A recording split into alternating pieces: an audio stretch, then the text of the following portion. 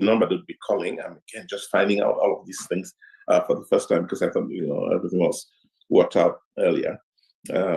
So they can call in if they want to with any questions. But all of you on the Zoom, please do not hesitate to give us your views on church and state when we get to it. So yes, let's launch the what I call a debate between the bishop and the archbishop and the priest. Annette. Yes, let me try to get that going.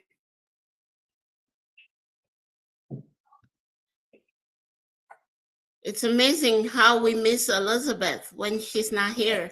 I know, incredible that something as simple as this becomes tricky. But yes. we'll learn the lesson and we'll do better the next time. Next week, certainly. Certainly. It's a worthwhile experience. Yes. Donc, Annette, voilà. Let's go. Les évêques du Cameroun sont en séminaire à Kumba ces jours-ci.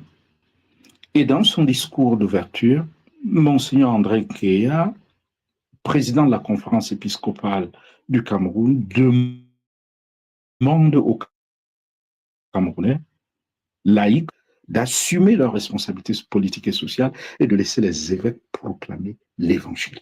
Suivez. Cameroonian people, take your responsibilities and leave the bishops to preach their gospel. Alors, on a envie de se demander de quel évangile s'agit-il, si ce n'est celui de la vérité et de la justice qui libère. Y aurait-il une église des laïcs et une église des évêques? Suivez encore. I therefore call on Cameroonians of all walks of life to take their responsibilities as political actors and stop hiding behind the Catholic Church and expecting her to do their duty. Monseigneur Nkeya, c'est exactement ce que font les laïcs. C'est ce qu'ils ont fait après la fraude électorale du 12 octobre. Ils sont descendus dans la rue pour protester et aucun évêque n'était dans la rue avec eux.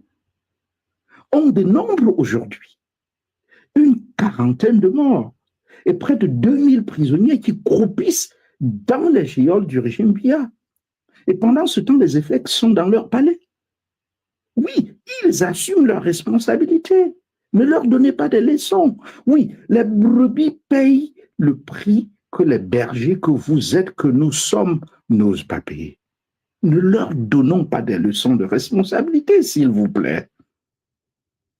Personne ne se cache derrière l'Église catholique si ce ne sont les évêques eux-mêmes qui n'assument pas pleinement leur responsabilité de berger face au loup. Le Christ lui-même dit, moi je suis le bon pasteur, le vrai berger qui donne sa vie pour ses brebis. C'est dans Jean chapitre 10, verset 11. Monseigneur Nkeya, combien sont morts dans le nozo, dans la lutte pour la justice et la vérité?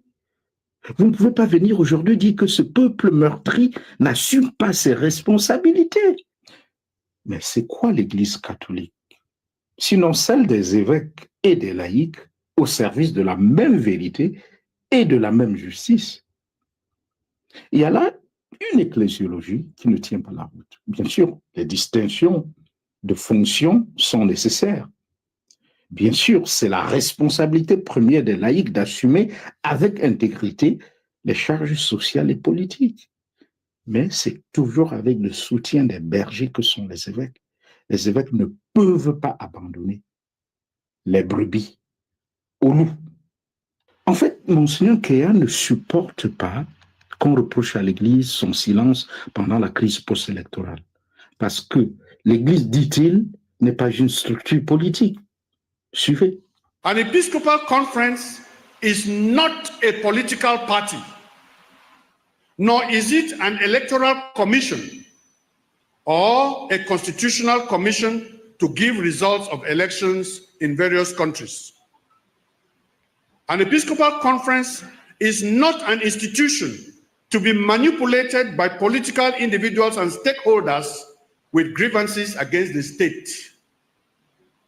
Bien sûr, tout le monde reconnaît que l'Église n'est pas une structure politique et ne doit pas faire de la politique partisane. Mais elle doit, comme vous le dites en citant Saint Paul, suivez. And like St. Paul says in the second letter to Timothy, chapter 4, verse 2, proclaim the message, and welcome or unwelcomed, insist on it.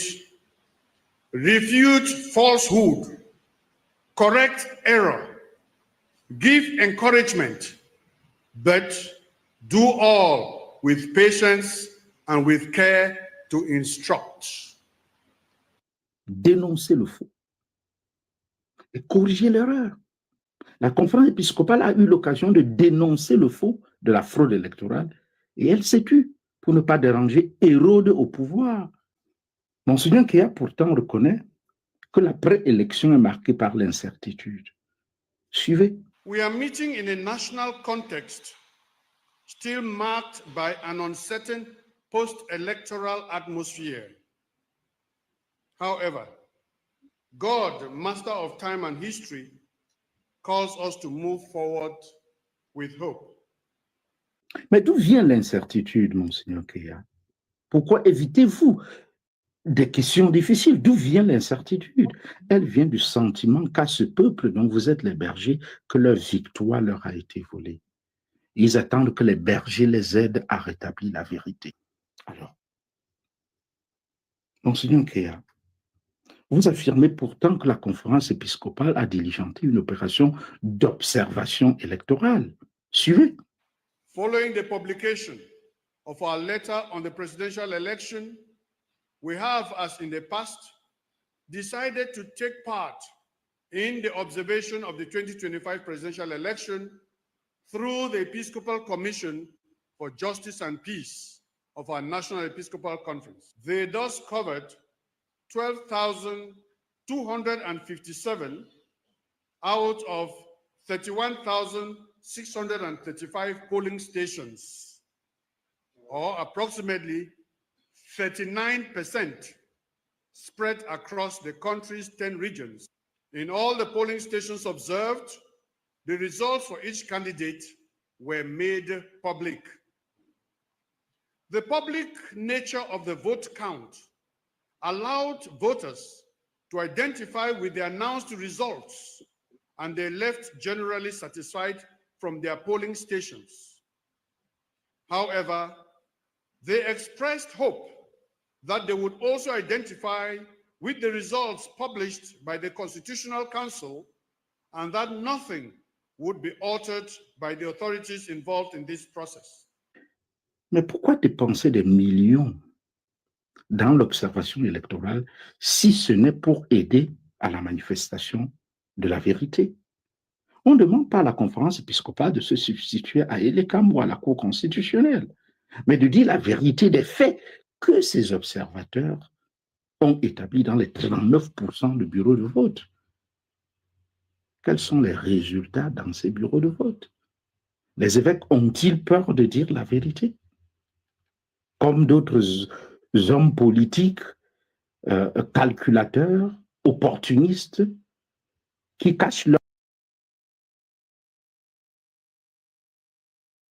Of the official announcement of the presidential election results by the Constitutional Council.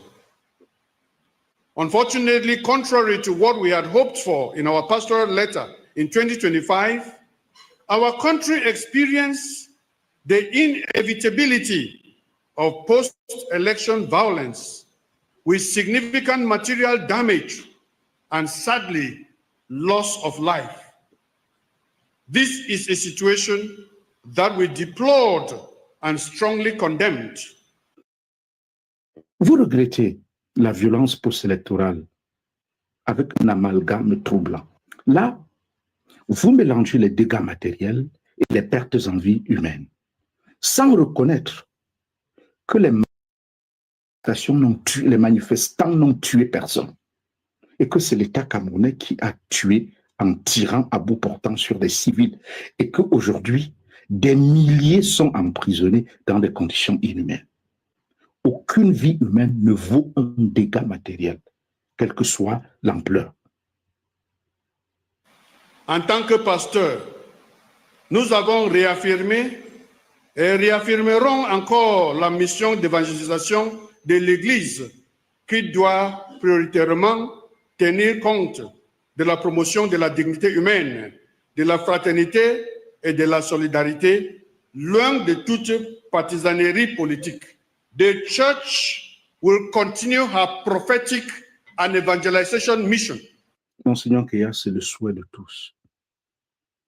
Mais la conférence épiscopale, pour l'instant, n'assume pas courageusement sa fonction prophétique dans la société camerounaise. Je regrette de vous le dire. Soit vous avez peur du régime Biya, soit vous ne savez pas pourquoi vous êtes évêque dans un pays meurtri comme le Cameroun. Que Dieu garde notre peuple, notre secours dans le nom du Seigneur qui a fait le ciel et la terre. Chers frères et sœurs en Christ, comme vous le savez, les évêques du Cameroun sont en séminaire à Kumba ces jours-ci.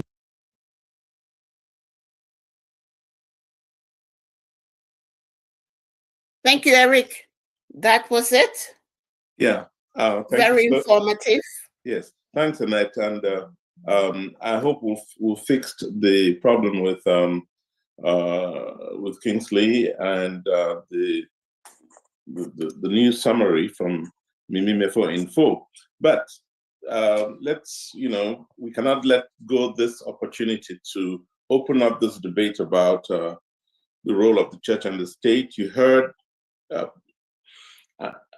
I don't think any one of us wants to take on the church, and certainly not take on a distinguished man of God, whom Archbishop Nkeya is. But there's clearly a problem. We all heard the Archbishop talk about the fact that the Episcopal Conference is not a political institution. That is very, very clear. But he said after the elections, they left satisfied and hoped that nothing will be altered. But clearly, there's a clear hint that something was altered by the Constitutional Council. The Archbishop goes on to talk about the fact that our country experienced post-electoral violence, but does not say why. This is what we ask for.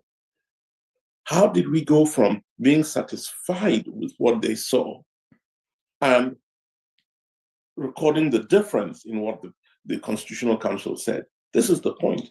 The church has a duty to tell the rest of us, to tell the world what honestly happened in Cameroon, because that's what's responsible for the crisis in the country today.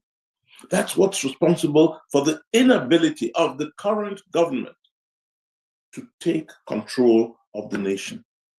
We will remain in a state of suspense until this fundamental question is answered. What happened on October 12th? And who won the elections? I have spoken personally to a range of people. People I was hoping would tell me, well, the CPDM actually won. And when you dig deeper, virtually everyone says Chiroma won. We're not inventing this. No reason for trying to impose a Chiroma win. No reason. But if that's the will of the people of Cameroon, what is it that makes it so impossible for somebody else to replace Mr. Biya as president of Cameroon? That's the question we're asking. And it's clearly not about Mr. Biya anymore. We don't know how much control Mr. Biya has over the process. It cannot be about him anymore. So it's about people who are not elected. It is about people who are not elected. That is why there can be we cannot return to things as usual in Cameroon until this question is resolved. And all of us have a duty. We have a duty to tell everyone in Cameroon and outside of Cameroon that we want our country to be normal. We want our country to get back on the road of development. We want things to be like everywhere else. After an election, we know who won, and then they have the responsibility for running the affairs of the country for the next mandate. That's all we want. It's not against anybody. It's for the country. Je le dis et je le répète. Project C, personne n'est contre un individu au Cameroun.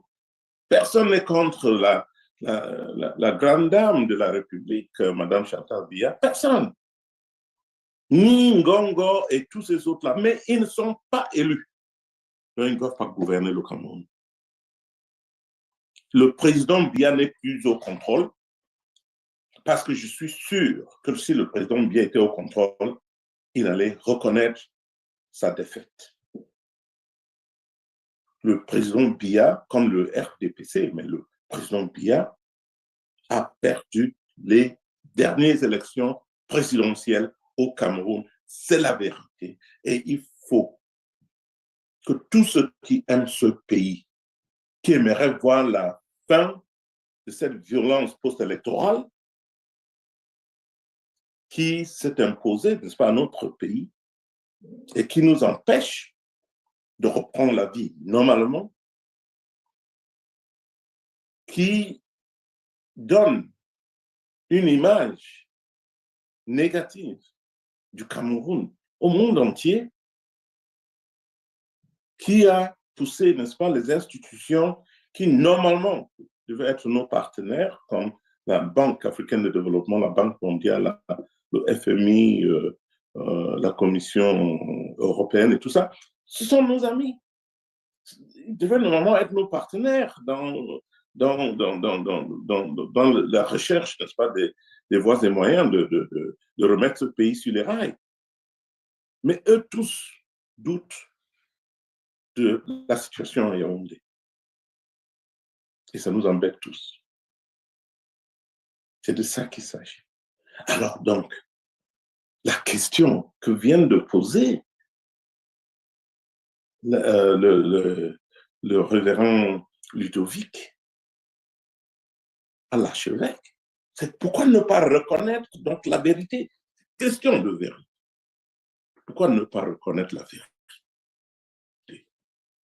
C'est quoi le problème pour l'Église de confronter une vérité qui peut sauver les vies, une vérité qui peut changer, n'est-ce pas, la situation qui s'est imposée dans un pays, situation de violence.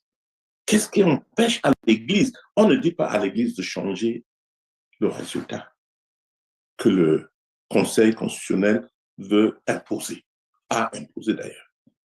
Non, ce n'est pas de ça qu'il s'agit. Ce qu'on demande aujourd'hui à l'Église, même après ce résultat, n'est-ce pas, imposé par le Conseil, ce qu'on demande, c'est de nous dire ce qui est sorti des urnes.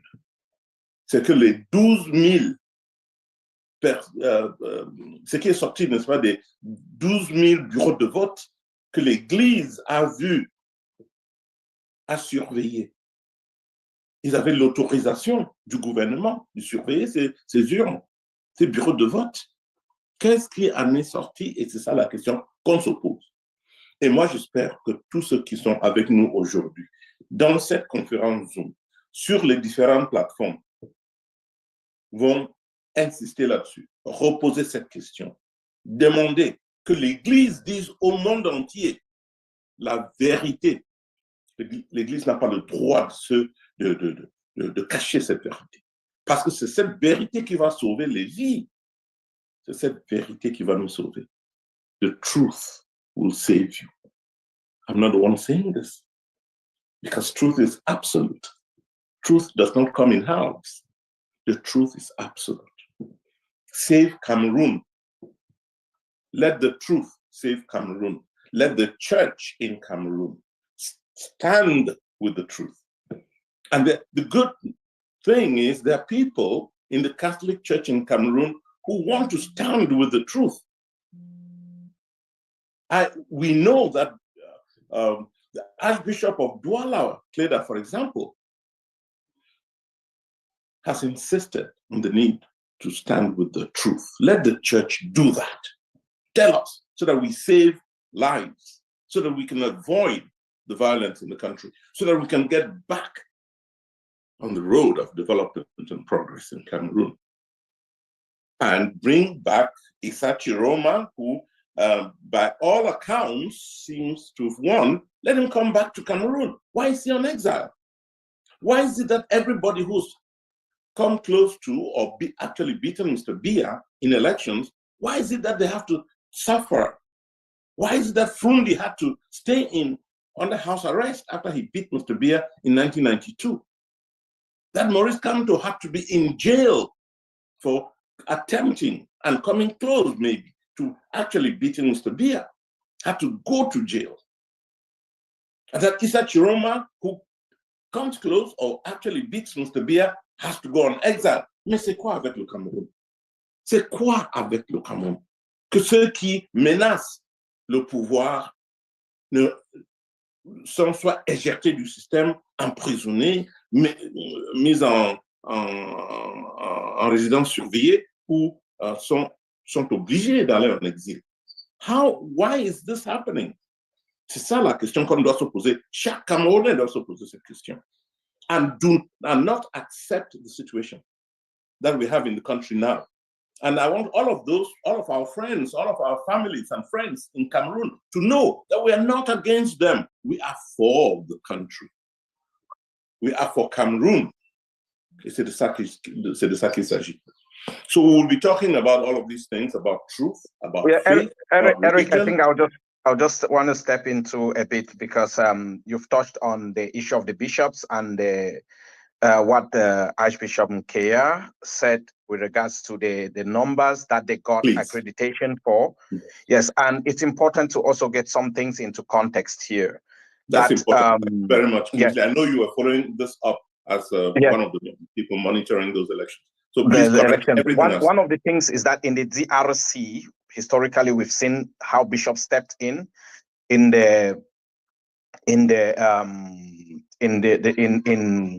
Malawi. We've seen that, and something that he fundamentally forgets to acknowledge there is the mere fact that you, as a Catholic institution, when you, as a church institution, when you ask for accreditations and you are not given, that already it becomes a problem. He didn't highlight that as a problem. You asked for 300 and something, and then they were given just 200 and something. That automatically is a problem that you should, because you have just been limited in your ability to oversee the elections. Archbishop Nkea ignores that problem. Tanganji should not sit in a position where he decides how many people should be at which polling stations, because the law allows that anyone who has the ability to be at the polling unit should be there.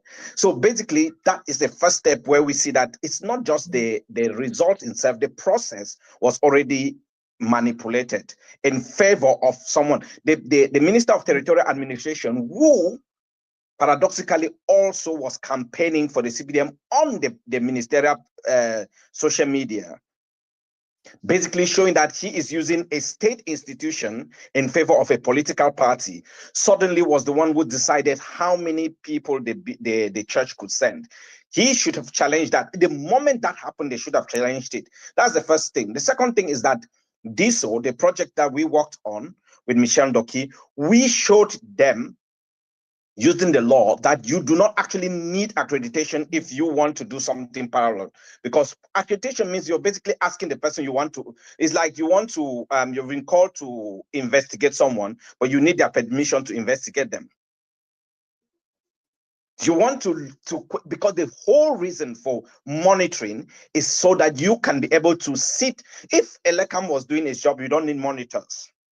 You don't need a third party. The fact that you need them is because Elecam, which is working in tandem with the Minister of Territorial Administration, they have proven over and over that they are not to be trusted. So we need a third party, an objective bystander who does it. Now, you do not require, you just need to inform them that we have, because the Catholic Church can have people in all the 31,000 polling units. Why not? The Catholic Church is across every part of Cameroon. So the mere fact that the Catholic Church couldn't have already, it means that there's a problem. But what we did was that we did not just sit back and wait, because most times people think you sit back and you wait and then you criticize afterwards. What DISO did was that we wrote a letter to each and every one of them, including Archbishop Nkeya. He got a letter from the DISO project where we explained to him exactly what we were doing. Then there was a bishop who told us that the Michel should meet with the Secretary General of the Episcopal Council in Yaoundé. Michel traveled to meet with the person. Michel Doki went there, and they didn't meet with her. They kept her waiting and all that. We wrote to all these bishops. We wrote to priests in some of the dioceses. We wrote to a lot of them, explaining to them why it was important that the truth of the ballot was known as it happened. And one thing we said was to uphold peace, which is a mandate that they are called upon to preach. In the Gospel of Luke, Jesus Christ describes his mission, that he has come to preach peace to the brokenhearted, to liberate the captives. That is Jesus's mandate that he is called as a bishop to uphold. He fails in that fundamental thing when he sees something that is going to lead to chaos and he does not do something to stand for it. I mean, I don't understand. I listened to him. So maybe people don't know. I was a Catholic seminarian for 7 years. So I understand the doctrines of the church. I can go back again and start looking at Catholic Papal encyclicals. There is no pope.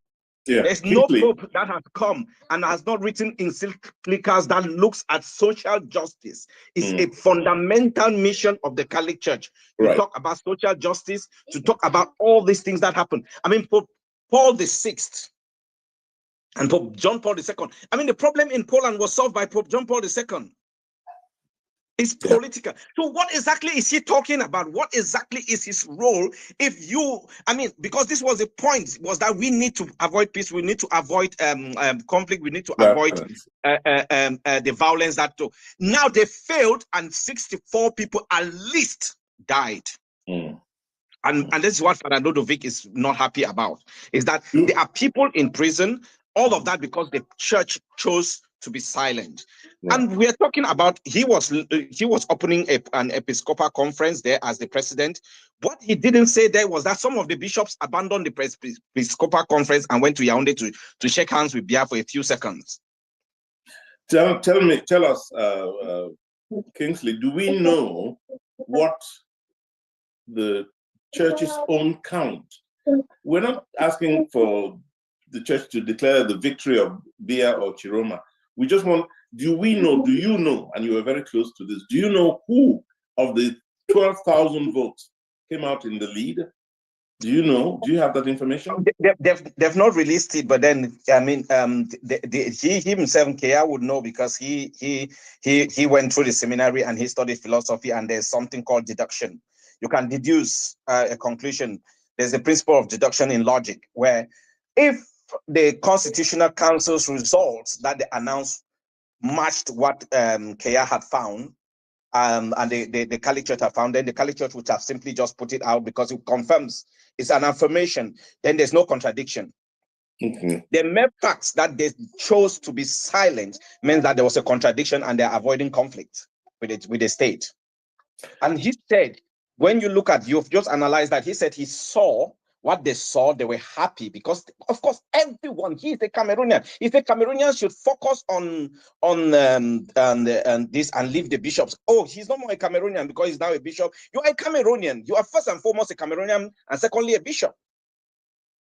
So basically, they were happy because everyone wanted change, and they thought, you know what, what they had seen was so overwhelming that there was going to be no issue here.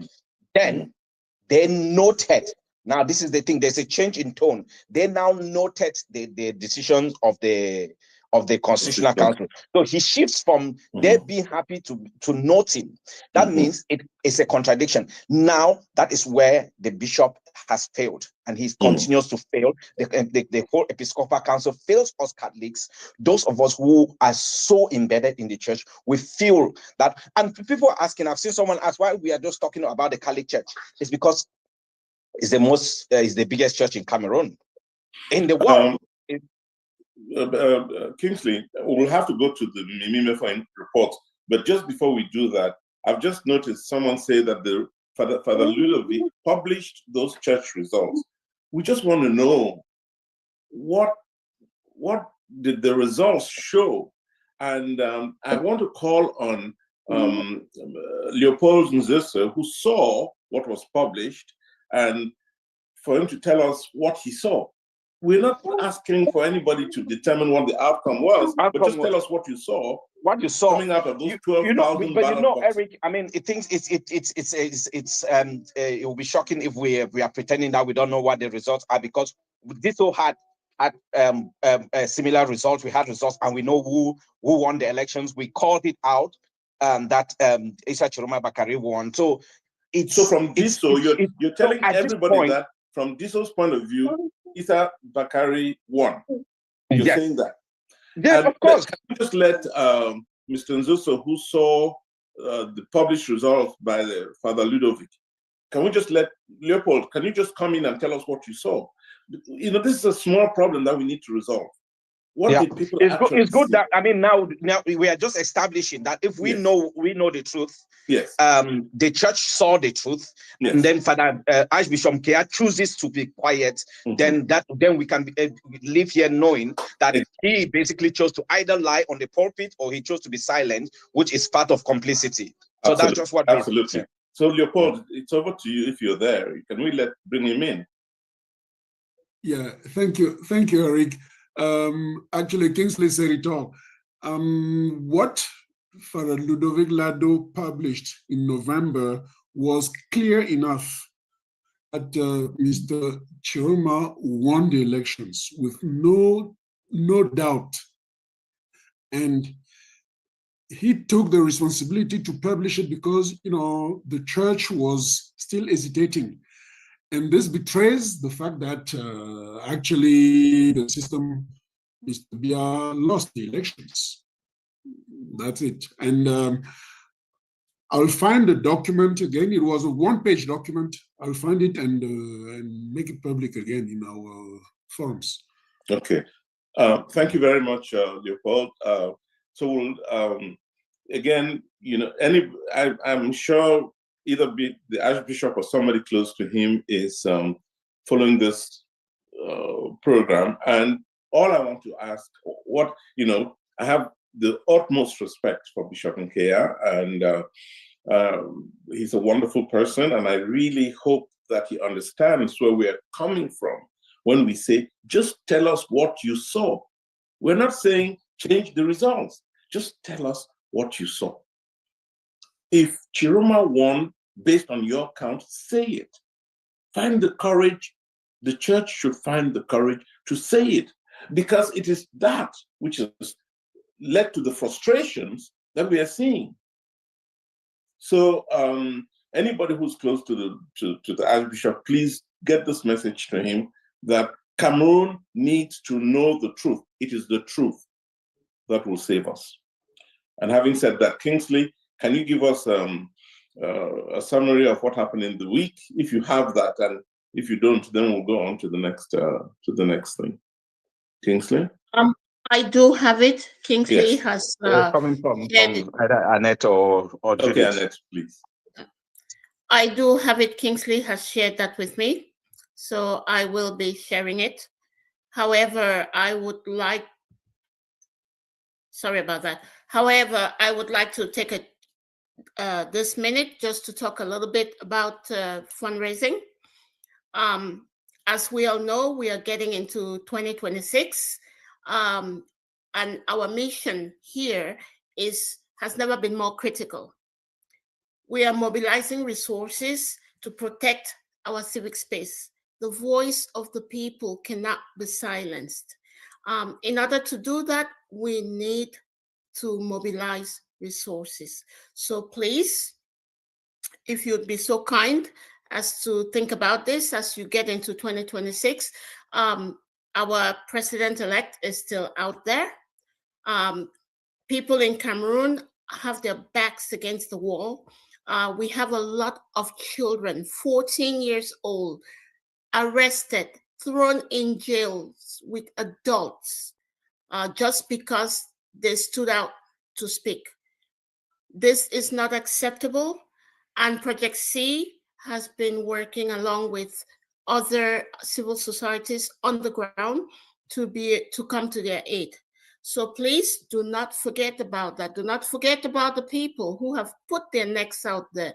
We have a lot of our civil society leaders that are in jail. Jekam Kamini is still in jail, and a lot of other people. There should be no political prisoners. Nobody should be arrested and locked up for their opinions. So please do not forget this as you go about making your budgets for the year. Do not forget about this. They stood up so we would have the right to walk around free. So please think about them. At this point, Eric, I will go on to share the video with you.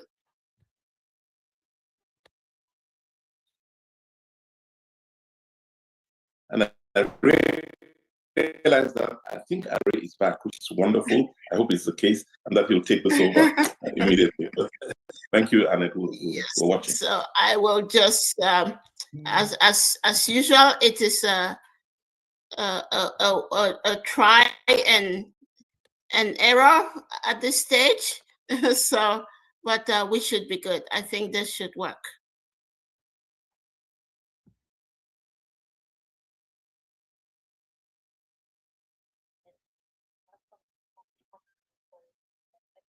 In Cameroon this week.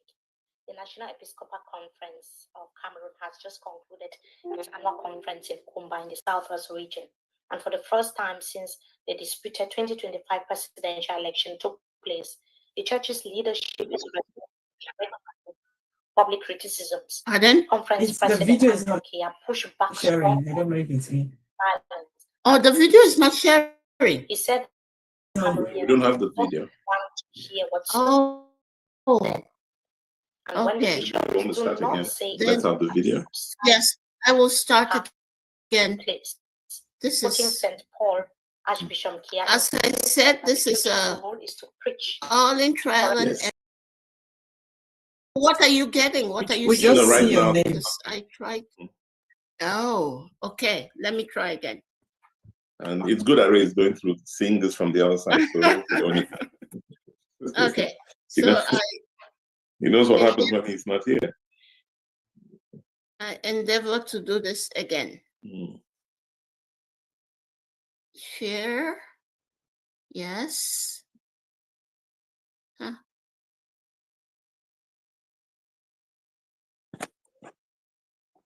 Okay, that.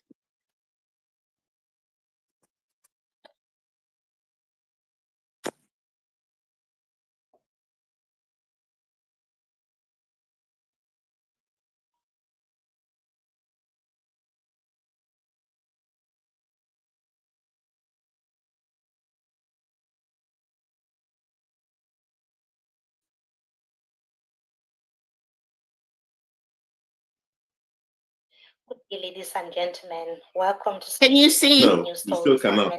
Times on this And week. it looks like this he is pressed the wrong button. Cameroon has just Yeah, we concluded could see it and then it went off, Annette. Because Oh, really? First time since the disputed 2025 presidential election took place. Do you see it now? Leadership is responding directly to No, we hear Mimi speaking, but we do not see the video. Back strongly against accusations. And again, apologies to everybody. I hope you're enjoying this only want to this hear what's human process. As we, bishops we learn together what happens in the back office. Yes. So I must, Eric, you can just go on and let me see what's happening, because I did it correctly. Yeah. So I just wonder what the challenge is. Yeah. Right. We saw what you clicked on, and it was not the start. You clicked on something else, and it took off the image. No problem. Figure it out very simply. One more try. OK. Toutes nos excuses, hein, mais j'espère que tous ceux qui sont avec nous, vous voyez comment, quand Harry et Elisabeth ne sont pas là, Judith aussi était en congé. Il y a eu toutes ces difficultés-là, mais bon, on va les régler. Puis j'espère que la semaine prochaine, tout va mieux se passer. OK. So, do you see anything at all? Yes, we see the... You see my list? Yes. Click on the video, yeah. Voilà, click on that.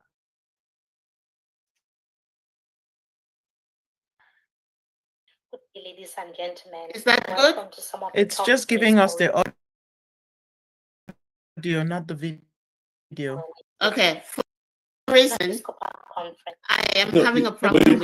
You had the video earlier. You had it right earlier. So you click, click on the... This is... yeah, technology at its best. Yeah.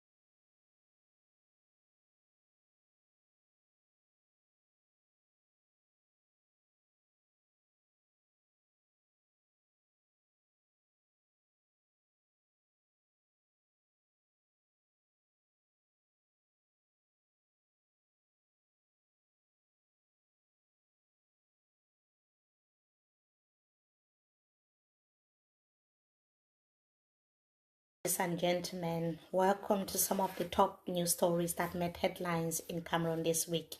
The National Episcopal Conference of Cameroon has just concluded its annual conference in Kumba in the southwest region. And for the first time since the disputed 2025 presidential election took place, the church's leadership is responding directly to public criticisms. Conference President Andrew Kia pushed back strongly against accusations of silence and complicity. He said that some Cameroonians only want to hear what suits them, and when the bishops do not say it, they are accused of siding with the power in place. Quoting St. Paul, Archbishop Kia insisted that the church's role is to preach, to correct, and to instruct, whether welcomed or not. And he ended with a very clear message. Let me quote him. Cameroonian people, take your responsibilities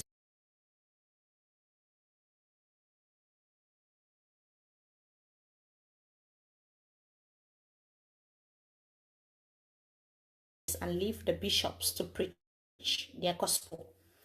But facts matter, right? Ahead of the elections, the bishops had planned to deploy 307 observers nationwide. The Ministry of Territorial Administration accredited only 202. Even with these limits, the Catholic Church still covered 12,257 polling stations out of the 31,635, roughly 39% across the national territory. This was not marginal observation. In addition to other civil society observers who said Issa Shoma Bakari won the election, this was one of the largest independent monitoring efforts in the country. Now, the church says that its Justice and Peace Commission recorded a positive assessment in areas where observers were present. But there was no detailed public accounting of what observers saw, no explanation of discrepancies, no engagement with widespread allegations of ballot stuffing involving the Cameroon People's Democratic Movement, the CPDM. Instead, the bishops took note of the results declared by the Constitutional Council, stressing correctly that declaring results is not their role. They also strongly condemned post-election violence in Cameroon. The reason why we are bringing these facts and figures is because the church is right that it is not their role.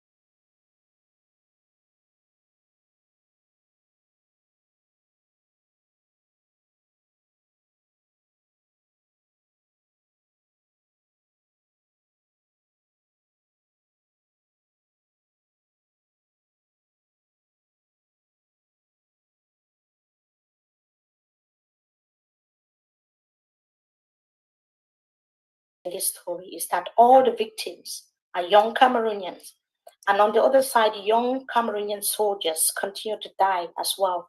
But killings alone are not a strategy. They never have been since the start of this conflict. Biya and the CPDM did not acknowledge the death of their own MP. They never bother when soldiers are even killed. We have a lot of examples. This is what makes this story very important, because it is not just the bloodshed. It is the political failure behind it. Throughout the 2025 presidential campaign, nearly every opposition candidate proposed a plan, dialogue, decentralization, federalism, some roadmap to end the Anglophone crisis. They had a lot of ideas, but one party did not. The ruling Cameroon People's Democratic Movement Party offered no solution and yet controversially retained power. The result is what we see today: a war with no end in sight, a generation growing up with guns instead of schools, pens, and books, a state that keeps winning elections but keeps losing its people. In international news, we go to Venezuela, where the world is watching very closely as the United States, led by President Donald Trump, captured President Nicolas Maduro in a direct military operation on Venezuelan oil. This was a violation of international law and something that many experts and countries have condemned in very strong terms. The message from Washington was unmistakably that rules apply only when they do not affect interests. The violation of Venezuela's sovereignty is about oil. So, as long as it serves US interests, international norms are thrown into the dustbin. So, why is this story important? For Cameroonians and for regimes that cling to power through disputed elections, the lesson runs very, very deep. Maduro did not just lose legitimacy abroad, he lost legitimacy even at home. And when a leader fractures his own country by stealing elections, repressing dissent, and hollowing out of institutions, that country becomes vulnerable to chaos, to pressure, and yes, to foreign intervention. For the Paul Biya regime, the warning is very, very clear. Illegitimacy weakens sovereignty. A divided nation cannot defend itself politically, morally, and militarily. Venezuela is no longer just a foreign country. Venezuela is not just another foreign story. It is a mirror through which dictators should see how easily they can be betrayed by their own people. And those were our top stories this week. These stories all point to the same truth, that is divorced from accountability. It is the ordinary civilians that pay the huge price, often with their freedom, their future, and sometimes their lives.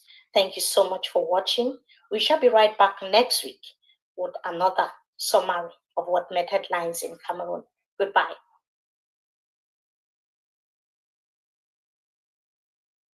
Okay, merci, Mimi. Annette, am I back in? And what I'd love to do. Yes, sir. Oh, you wonderful. are. What I'd love to do is to bring Ari in. You know, he knows how to handle these things.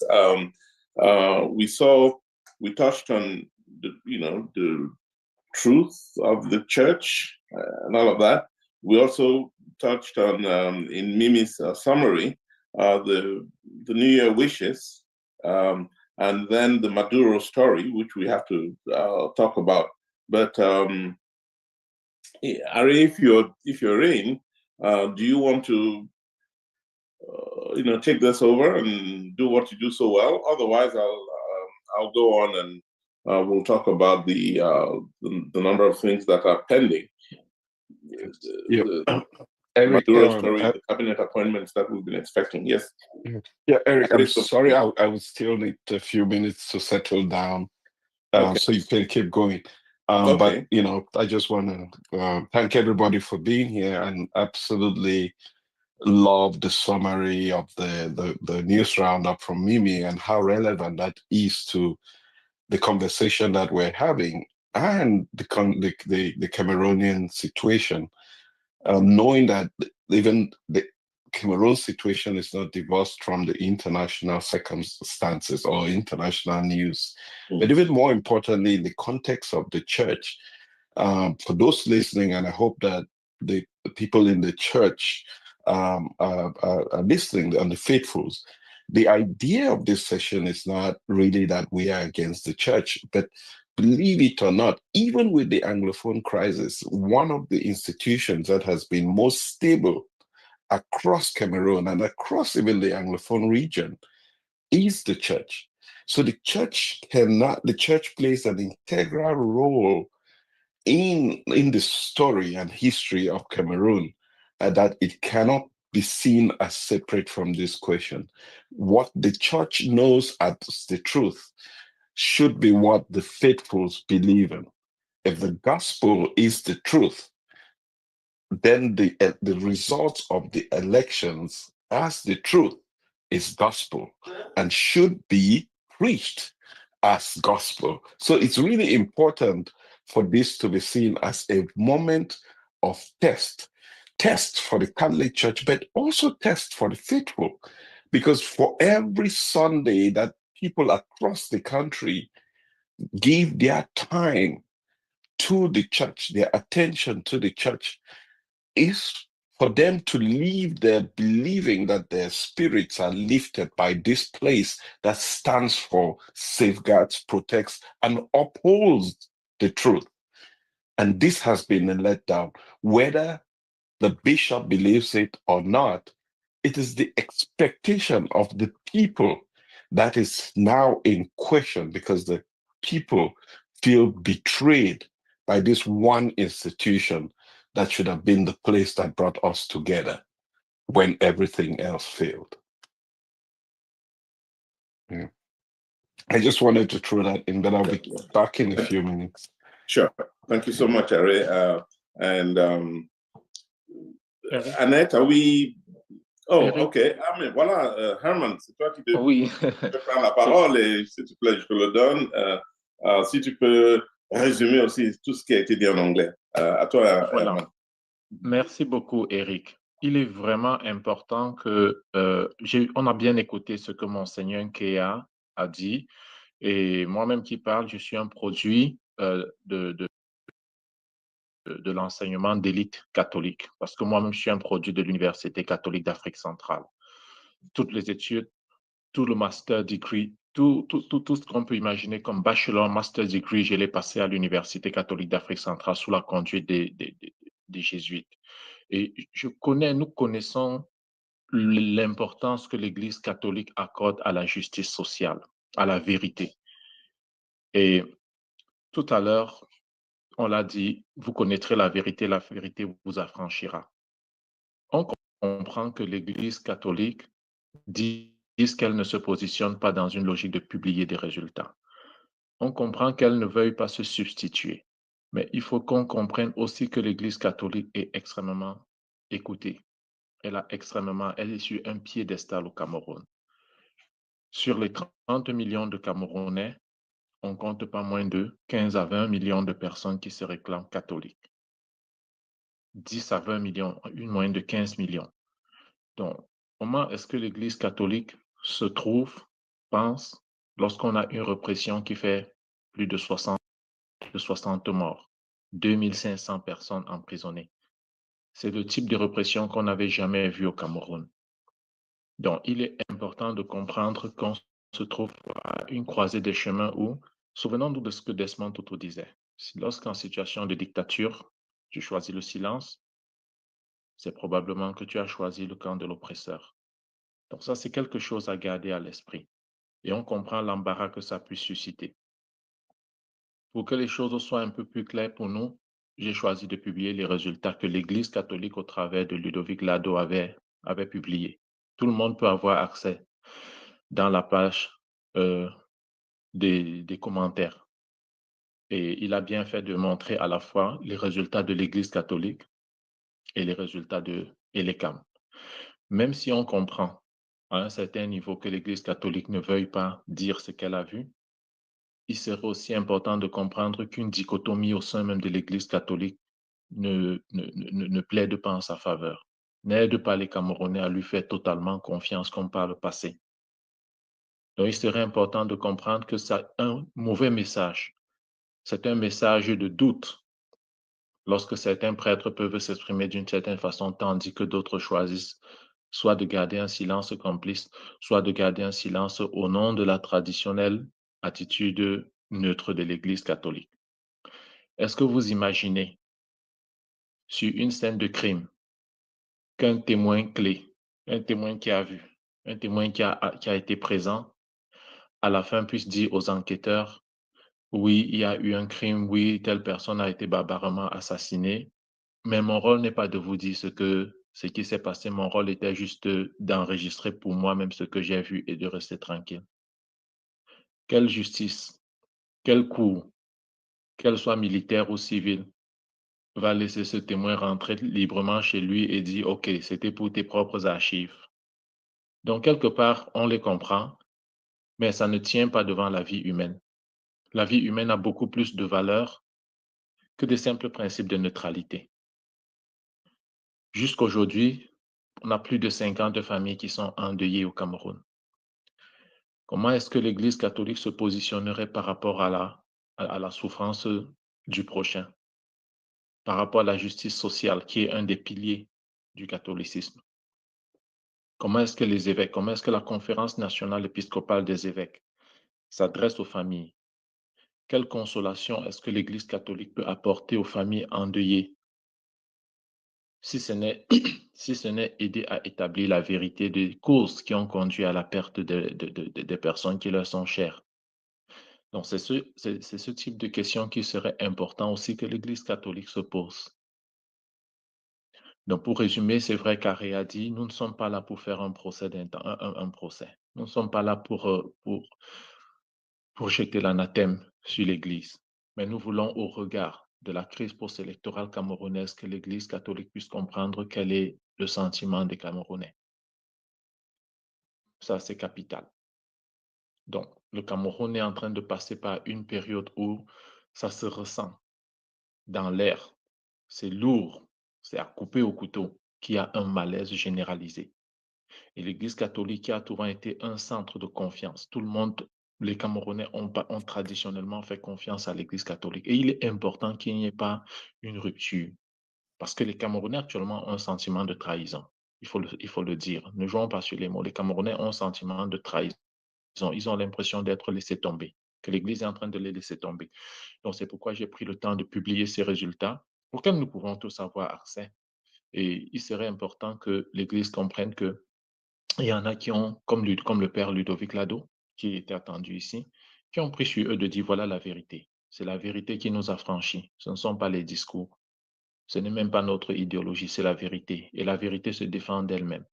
Lorsqu'on dit la vérité, on n'a plus besoin d'argumenter beaucoup.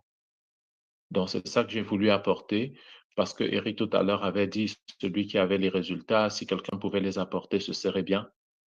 Et que c'est quelque chose de public, je me suis dit, nous sommes ici pour la vérité. Autant connaître la vérité. Merci beaucoup, Eric. Beaucoup, merci, mon cher Herman. J'aime ta façon de parler de ces choses-là avec un ton tellement neutre et correct. Hein? C'est bien. C'est pas l'émotion ici, c'est une vérité qui est claire à tout le monde. Donc, I'm not sure how, what I should be doing, but now that I know you're here, I'm feeling almost intimidated. But we needed to talk about after Mimi's presentation, we needed to just touch on a number of issues that happened during the week. One of them was the New Year wishes that were given to the President Dia on Thursday, and yesterday, Friday, women from around the country went to Etudi to give Chantal Dia New Year wishes, to express their best wishes for the new year. We need to touch a little bit on AFCON, the African football competitions going on in Morocco, as we all know. Eric, yes. I think I would interrupt you a little bit. Please, maybe anytime. Before you change topics, maybe we should open it up to anybody in the audience who has any comments to make about the role of the church in the struggle. I think that we should also think about not only the Catholic Church, but the Presbyterian Church, the Pentecostal churches. Where do they stand? Because these are all stakeholders. Their parishioners are going through this hardship. Wonderful, Annette. Yes, absolutely. So let's open it up, and it'd be interesting if anybody also knows why the other political parties, why some of whom we saw on Thursday in Palais in Etudi, why did Mr. Buba Bello not say anything about these results? Why did Cabral Libby, Joshua Osi, all three of them were at the presentation of these New Year wishes? Why they did not comment on, because they too had people watching, they had people observing these polls. So are they a part of the problem, or what is it? Anyway, are there any people, anybody who wants to comment on the role of the church and what we're talking about right here? Please just indicate who you are, and Annette will put you on. I'm surprised that Chrétien n'a rien dit sur ce thème. Hein? Chrétien, maybe you should say something. On va t'obliger à dire quelque chose. Chrétien Tabessi? Annette, you want to open him, bring him in? I believe that he can just unmute himself. Oh, ok, ben voilà, donc, Chrétien.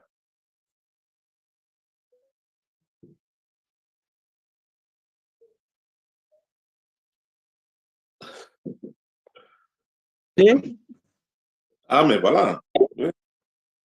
Hein? Vas-y. Vous m'entendez là?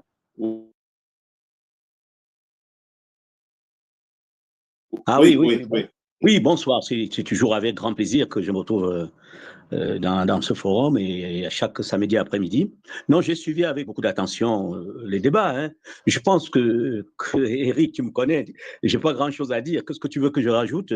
Moi, je pense, moi en tant que catholique pratiquant, d'ailleurs, je pense que j'adhère totalement à ce qui a été dit et depuis un certain temps, je suis de très près les interventions du père Ludovic qui, au-delà de son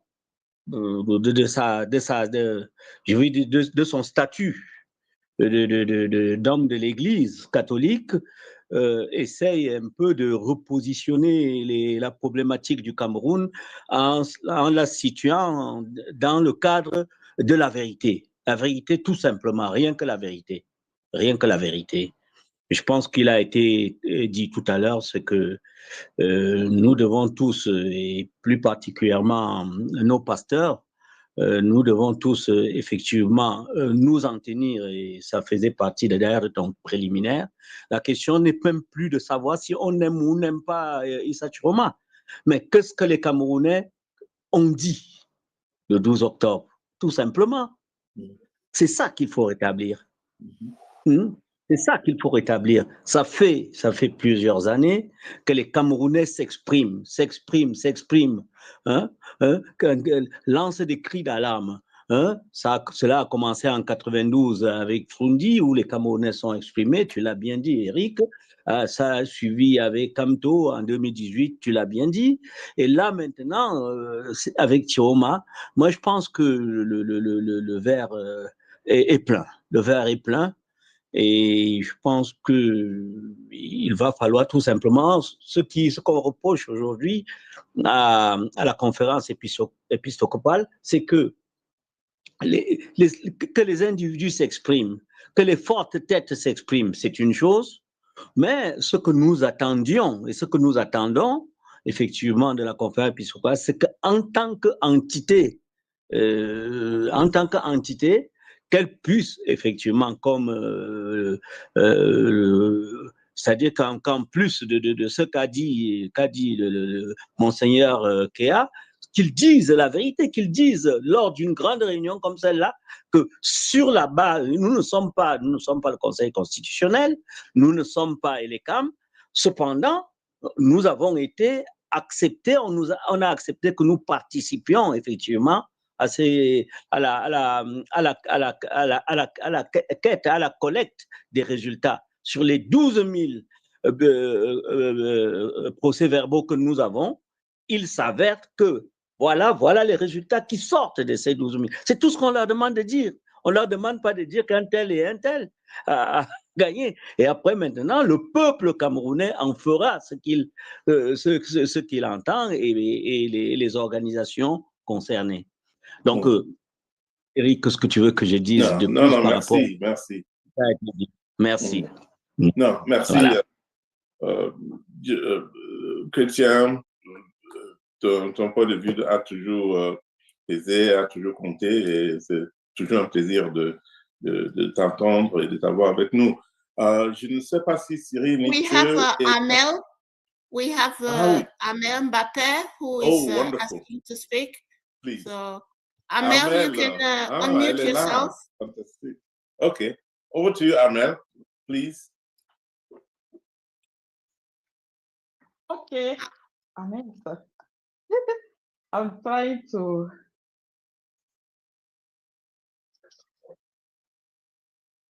Hello. Good evening. Sorry. Wow. Je suis en train de faire plein de choses à la fois. Déjà, je salue tous les Camerounais qui sont ici. Et c'est toujours un plaisir, effectivement, de venir sur la plateforme, d'échanger. Et je voulais effectivement intervenir par rapport à l'Église. Quand je dis l'Église, c'est l'Église dans son ensemble, le corps de Christ, comme on l'appelle, c'est-à-dire l'Église catholique, l'Église protestante et toutes ces églises qui foisonnent, dites réveillées. Je Ce que je voulais dire, c'est que l'Église au Cameroun, il faut qu'on dise la vérité aux Camerounais. L'Église au Cameroun a échoué dans sa mission.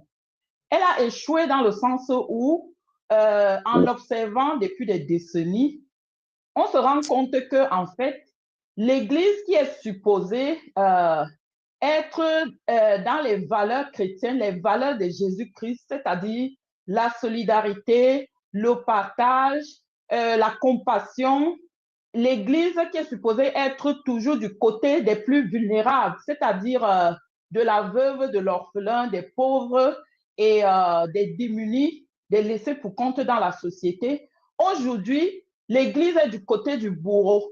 Je dis bien toute l'Église, parce que ces gens accompagnent la dictature au Cameroun.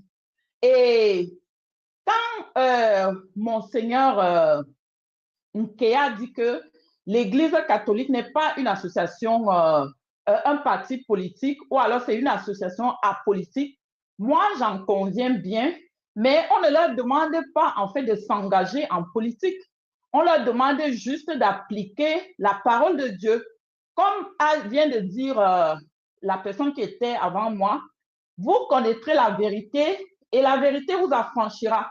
On leur demande de nous dire la vérité qui a été proclamée par les urnes dans leurs locaux. On ne leur demande pas d'inventer la vérité. Moi, je suis désolée, Jésus-Christ, il a dit, je suis le chemin, la vérité et la vie. Mais ce qu'on voit aujourd'hui, c'est que l'Église qui se réclame de Jésus-Christ est en décalage avec les valeurs de Jésus-Christ. L'Église est du côté du bourreau. L'Église va au palais invitée par Ngongo pour soutenir la dictature. L'Église a livré des manifestants qui s'étaient cachés dans ses locaux à la cathédrale à Yaoundé. On les a livrés au bourreau. Donc, je suis désolée de le dire. D'autres prennent des gants ici parce que, bon, ils sont respectueux. Moi-même, je veux bien respecter une institution qui est pour les valeurs spirituelles, qui est pour le partage, qui est pour le bien-être. Mais je suis au regret de constater que cette Église a échoué. Elle a échoué lamentablement. Elle est du côté du bourreau et c'est une honte de le dire parce que cette Église a payé un lourd tribut face à la dictature au Cameroun. Combien de prêtres, combien d'hommes d'église, combien d'hommes en toge ont été assassinés au Cameroun sous la dictature de M. Biya? Rien que pour le sang de tous ces prêtres-là, l'Église devrait reprendre sa place, être du côté du peuple, dire la vérité, surtout la vérité des urnes, et même Jésus-Christ lui-même, à son époque, dénonçait les injustices. Jésus-Christ dénonçait les maux de la société. Quand il dit que l'Église est apolitique, l'Église est apolitique, oui, mais l'Église doit dire la vérité à la gouvernance. Parce que les mêmes personnes qui fréquentent ces églises sont les victimes de la dictature, sont les victimes de la mauvaise gouvernance, de la corruption. Donc, quand l'Église ne dénonce pas et surtout qu'elle ne dit pas la vérité, nous sommes obligés de dire qu'elle est de connivence avec le pouvoir en place. Parce que nous apprenons que cette Église reçoit des enveloppes, des grosses voitures, des cadeaux matériels en tout genre, que l'Église retourne à sa mission spirituelle, à sa mission première, qui est de protéger les plus vulnérables. Voilà. Donc, même le texte que Monseigneur Nkea a cité, ce texte l'incrimine lui-même parce qu'il ne lit pas l'entièreté des Écritures. L'Église doit être exemplaire. Quand Paul parlait à Timothée, demandait à Timothée que l'Église soit exemplaire, que les serviteurs de Dieu soient exemplaires. Maintenant, l'Église n'est pas dans la société, elle ne peut pas ignorer ce qui se passe dans la société. Je vais prendre juste deux exemples dans la Bible pour lui répondre.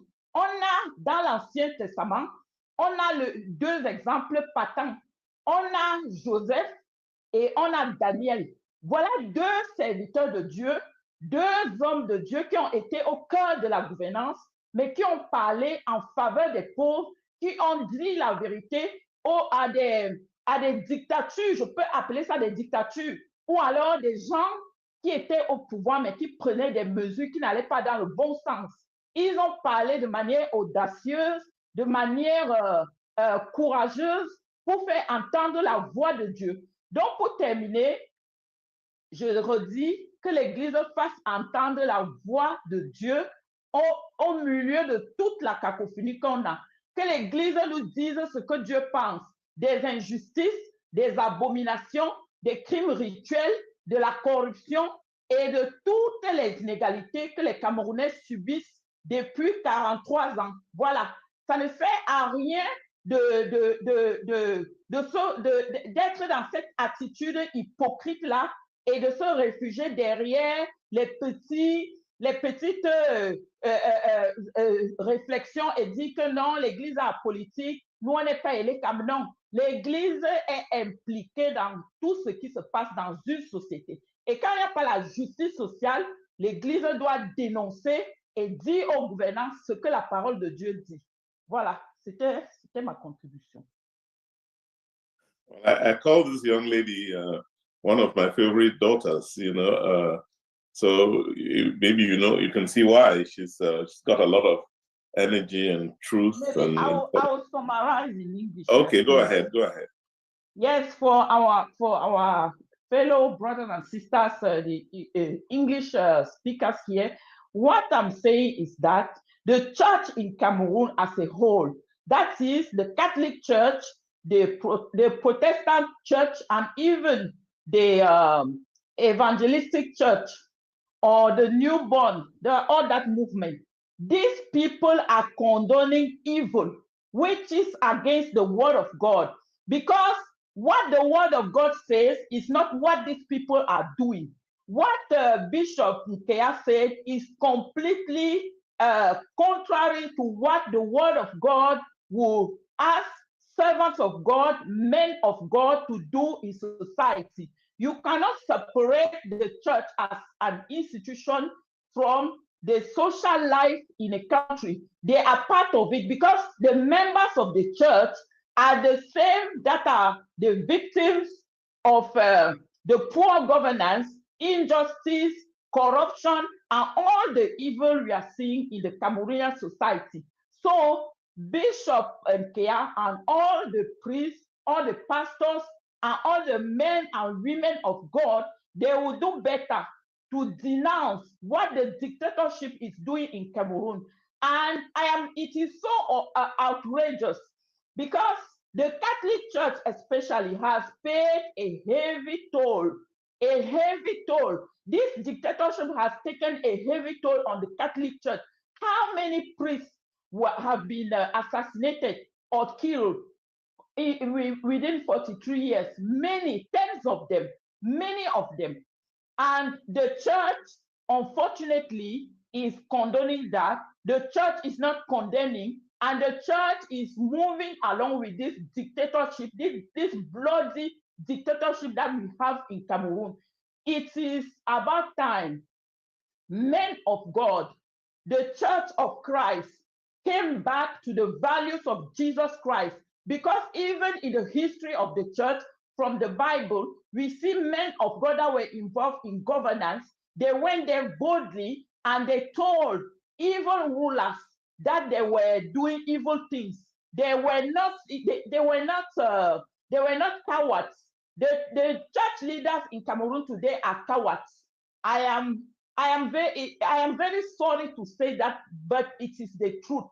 So Bishop Nkea and the Catholic Church will do better to publish the results, what the ballot box said on the 12th of October. We are not asking them to get involved into politics or to invent anything, but to tell us the truth, because we Cameroonians and we the people, we need that truth. And the church will do better also to come back to her basic role and her basic duty in society. Thank you very much. Wow, thank you so much, Armel. And we will continue this discussion. I'm calling on. Okay, Annette, did you want to? Yes, just okay. Go ahead, Eric. If there is anybody else, they can just unmute themselves and join the conversation. Yes, I think we should do that. I'm hoping that I don't know if Ken Itendo, maybe we need to take that pause for you to talk about one of the things that matters so much, which is the money that needs to, the fundraising that needs to be done, not because money is what this is truly about. No, but we need resources to be able to do the things we're doing. All of the young people in jail, we're contributing to taking care of the many who've gone to jail as a result of the post-electoral violence. We also working to help those who are in hospital after the violence. So I'm not a money person, so I really don't know how to make that plea. But I think I totally understand that it's important that we raise some funds to do the things we are doing. And I know that our leader, Are promised to put out the information. I think the information is somewhere on exactly how every single dollar is being used, because none of the money that's contributed goes to overheads or to administration or to pay for even people who are involved in Project C when they have to travel. I mean, I've had to travel a lot. I'm not coming to Project C to fund my travels. So all of the money is coming in, goes directly to Cameroon, every dollar. And I think we need to emphasize that. And I know that Are has said he'll put out the information on exactly what has been funded, whether it's meals for truck drivers or meals for young people in jail, or support to the women in Mutengene and so on. There's a lot the money is helping us achieve, and it's important that we emphasize the fundraising part of this. So I'll just ask maybe Mike Ken Tendo, do you want to say something? Yeah, I'm good. Can you hear me? Please, yes. We can see you. Sorry, I'm in transit driving today, so I'm gonna chime in here. Thanks everybody. Good morning, good afternoon, good evening, wherever you are. This has been a spirited conversation. I apologize about the technical difficulties to start. That's part of life, and we're talking about life today. And this life we're talking about is the life of our people and our nation, right? And so when we look at the spirit in the conversation, we are in comfortable places, most of us. But we've got to take a step back and ask ourselves, are all of our people in comfortable places?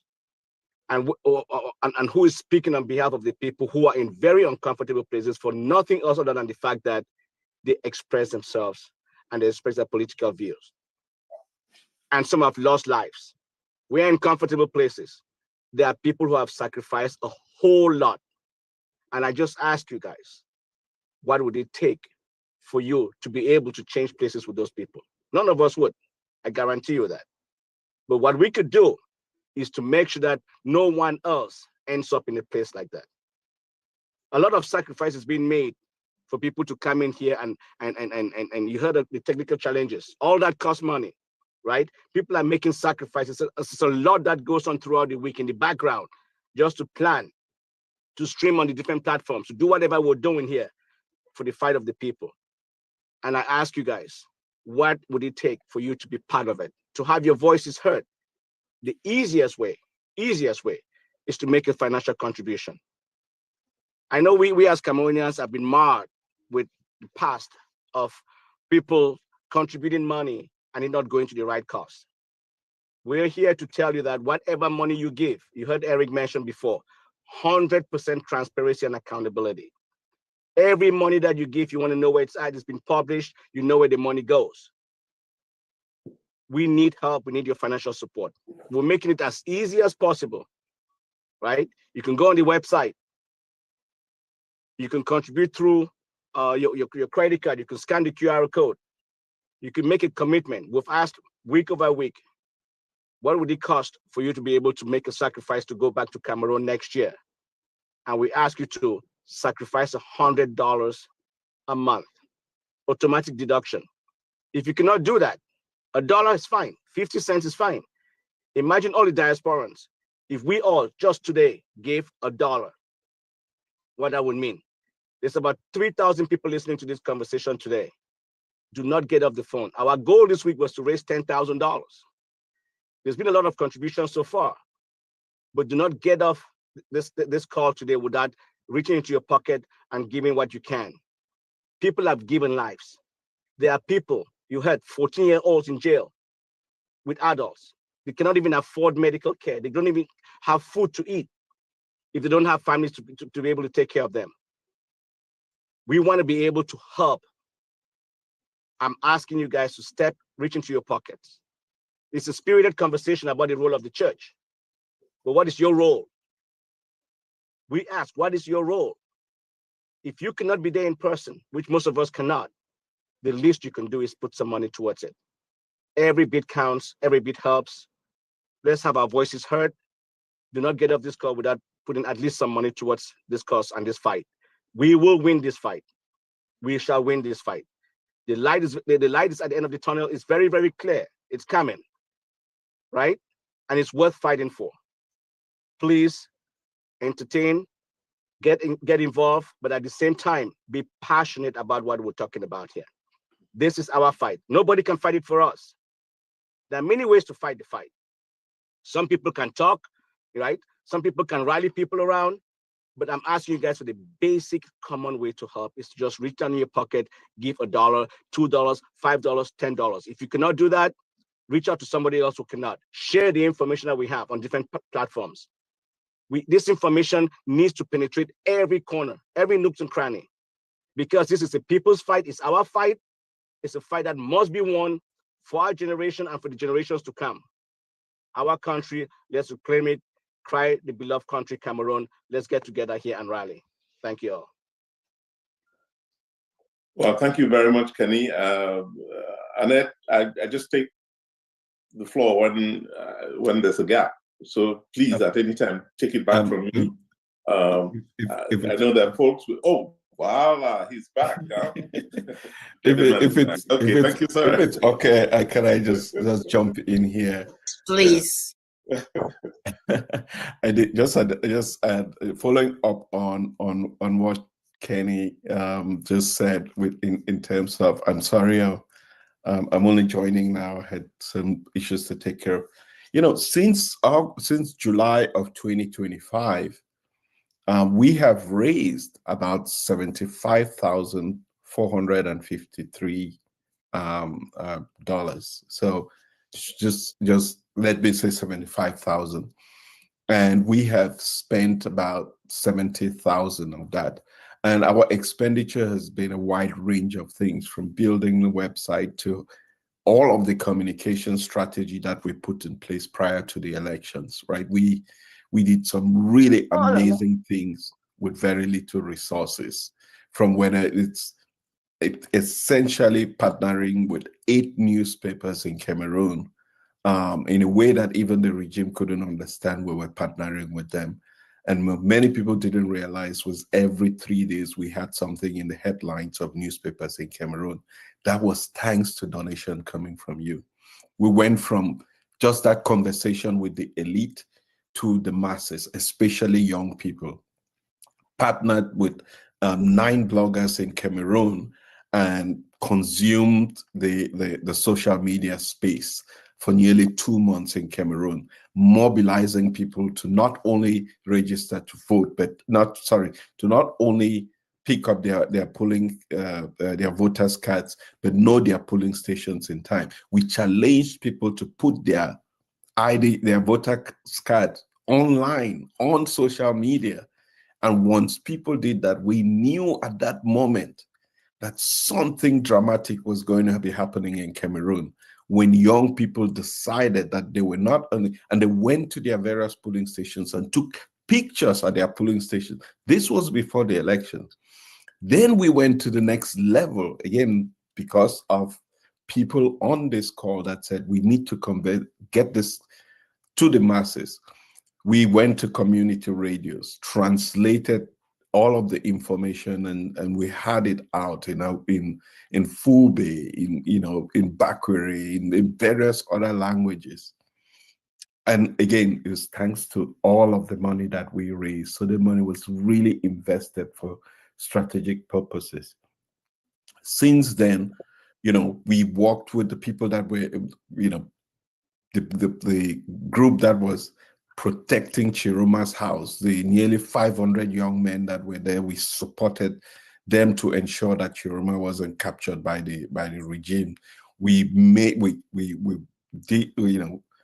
worked with the team of people that were around Chiroma as he went into Nigeria, and we were going to work with him on a swearing-in initiative until diplomacy got in our way. So there's so much that we have done with the limited resources, $75,000 for the diaspora over a 5-month period of time. It's a step in the right direction, but there is so much more that we can do and accomplish, again, with just limited resources. Take, for example, many people have been talking about ground game. Yes, there is an opportunity. We have invested, when you saw the Ville Malls and all of those things taking place in Cameroon, it's things that we do to be able to support people on the ground who are taking a lot of risk. So we ask for the diaspora to own this moment, to rise up to the occasion, and to do very little to make so much of a difference in Cameroon. Thanks, Ken and the fundraising team for all the work that's being done. There's a lot that's coming in the next phase of the resistance, which I know one of these sessions coming up, we're going to tell you all this. Very exciting news, that development that is taking place behind the scenes. But we see 2026 as endgame for this regime. There's not much mileage that they have left. The gas is running out in the tank, but we have a very short window of opportunity to be able to make the difference. So I say to people that do not be disheartened, do not believe that because Biya has been sworn in and because all of the elite in Cameroon showed up to wish him not be disheartened by that, because we saw that there is a complete divorce and disconnect between the elite of the country and the people. How is it that people, grown up men and women, know the truth and yet choose to act contrary to the truth? How is it that we have developed a country where the truth doesn't matter, where people have the consciousness of the human being has been divorced from their own body, where the leaders have no interest in representing the people and are there for no other reason than their personal interest, where people who wear the banner of members of parliament are actually putting on the flag of a country that they do not believe in and are not representative of the people. And yet, the talent, the resources, the experience that 4 million Cameroonians have in the diaspora cannot stand aside as if we do not know what we can do. We certainly have ways and means that we can overcome. But we need the resources to fight a machine, yes, that would throw anything to survive, throw anything to be able to survive. It takes very limited resources, my brothers and sisters, to be able to defeat the regime. I keep saying with less than $50,000, we were able to completely outmatch BS machinery, the CPDM regime's plans for the elections. So imagine if we had 150,000, and imagine if we had 200,000, what difference that would make. Imagine if we could lead a diplomatic campaign to all the major capital cities in the world across Africa, where we are actually going to meet with heads of states to present to them the status quo of Cameroon and build a strong diplomatic offensive as opposed to just writing letters. Imagine if we took this conversation to the Vatican, where we have a team of 8 of us go to the Vatican and meet in the Vatican about the situation in Cameroon. Imagine if we had conversations around the capitals of the Central African states, reassuring them what the next regime is going to bring to development in the Central African region. Those are little things that we can do that will make a tremendous difference in this campaign that we have, because the regime now is beginning its own diplomatic offensive. They're doing so from a very weakened position and from a position where they lack legitimacy and lack credibility. We can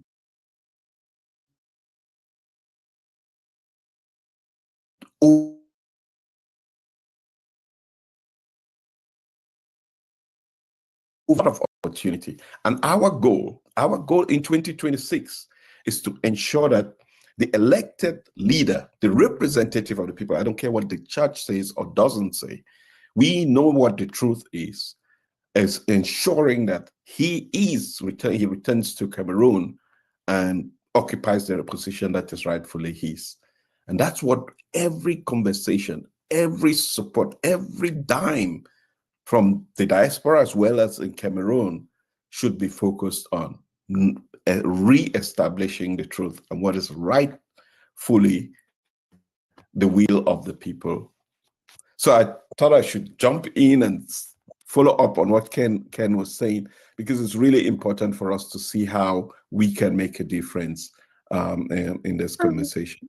But I also would like, Eric, when I came in, we were opening the floor to people who had comments, commentaries with reference to the situation in which the church in Cameroon now finds itself. Now, the last time I visited Cameroon, there were more billboards in Cameroon promoting overnight vigils and ecclesiastical conferences and gospel missions across the country than even cell phones.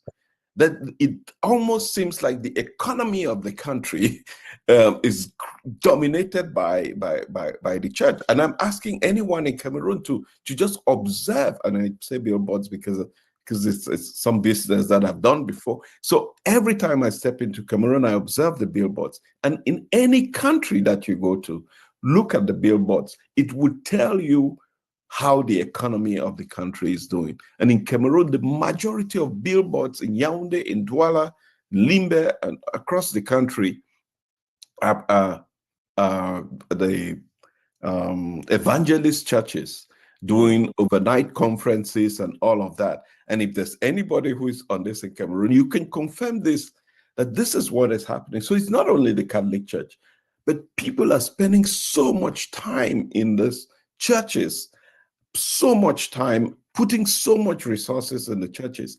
And yet we're talking about the future of these same people that are faithfuls and followers of these churches, and the churches are not playing their part in this process.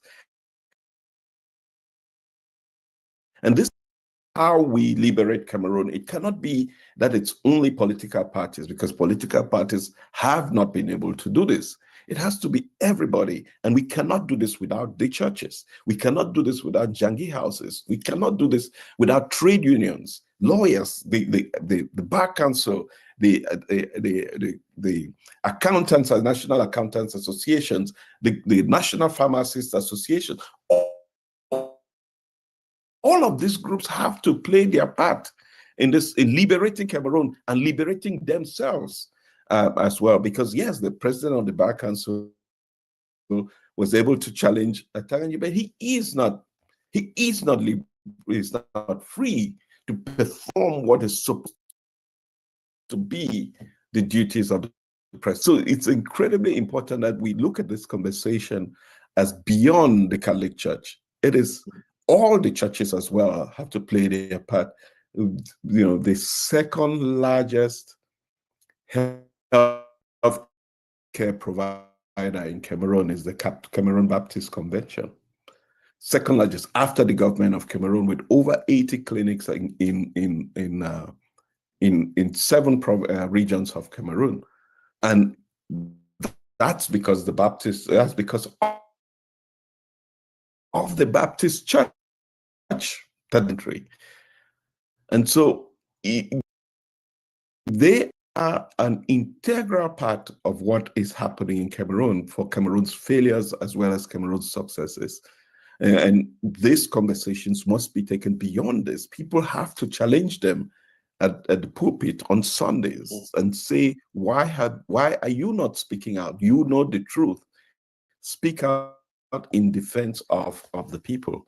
So I don't want to monopolize, but I'm happy to, if anybody we want to hear from other people. We want your voices to come out and be part of this conversation. So please.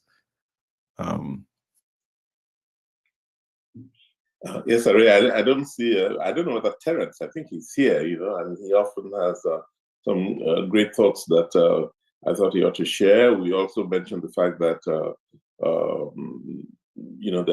there are folks who should. Junior Abena, for example. I don't know why he's not said anything. And Kenneth and someone I'd love to hear from, Geraldine Zissa, who's in Brussels, just to have a sense of how Belgium, the Cameroonians, and there are many of them in Belgium, how they are reacting to what's going on in the country at this time. Geraldine, we need. I think Terence is ready to take the floor. Terence, please. Yeah. Well, Terence, I think Junior. Yes, I've been listening quite a bit, and sometimes I prefer to hear a lot of other voices. But as I did mention earlier, it is very, very exciting. The energy at the beginning of the year is how should I say it? It's exponentially better. Whether we are looking at where the church, what they did wrong, or looking at individuals, or looking at what we can do.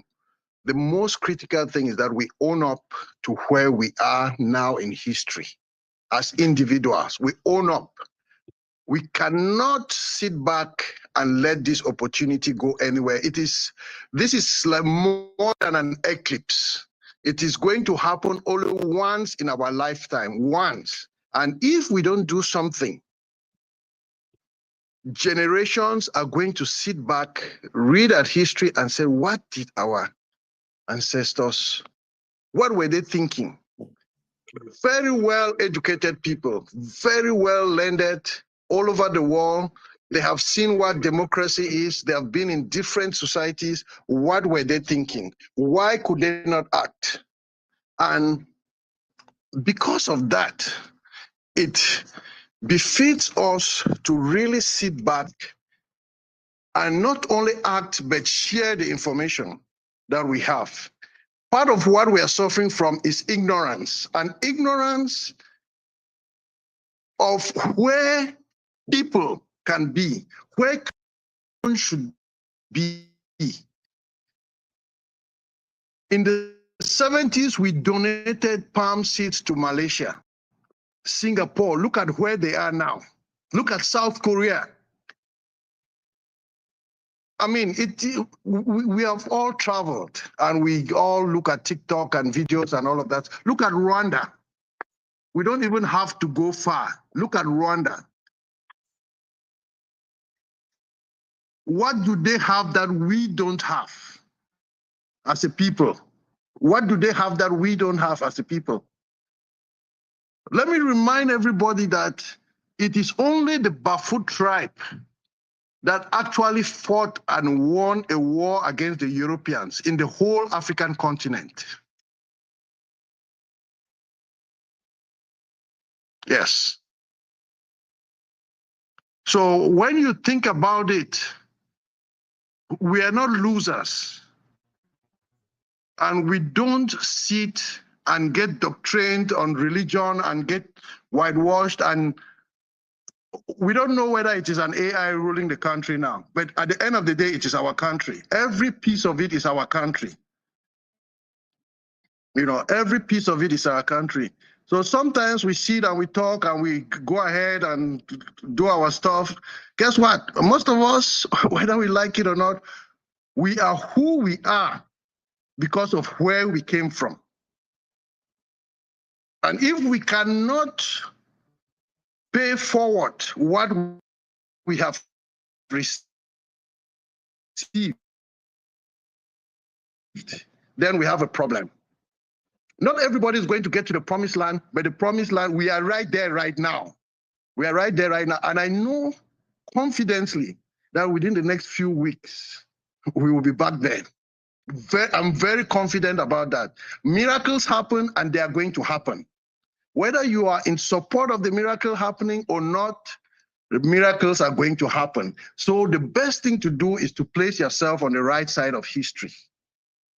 And not only placing yourself on the right side of history, it doesn't make sense for you to be on the right side of history and your brother, your sister, your best friend is not on the right side of history. Just because you could not spend 5 minutes to tell them what is happening, what Project C is doing, forward, behind the scenes, what all the other groups are doing forward and behind the scenes. But letting them know that picking up our responsibilities, especially on ground zero, is very crucial. Making a donation, whether it's $25, $100 today, tomorrow, everybody's circumstance is different. But it is the little drops of water that make up the mighty ocean. Cameroon is Africa in miniature. Let us prove it. Let us prove it. If you have anybody that has any doubt about tomorrow, let them call any one of us. We'll show them the way. I will show them what Cameroon can be. Within 5 years, within a year of the administration changing, that will be a totally different country. We have the expertise in every field, from engineering to pharmaceuticals to medicine to civil engineering. The roads are going to be built. So please, please, let it sink in.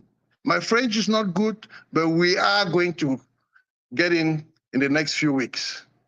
The country is going to change. So please be on the right side of history. And if not, you'll see us on the other side of history. Thank you. Thank you very much, Terence, for that appeal. History will always remember, and history is has a way of judging us and judging us for generations. I would like at this point, as we're counting down here, to bring Junior Abena. Junior Abena is part of Project C, and it's also part of the Union pour le Changement. A journalist and does incredible groundwork. Is actually doing groundwork and on for Project C and talking about perspective on the ground. We are really building here a movement that is horizontal and vertical at the same time.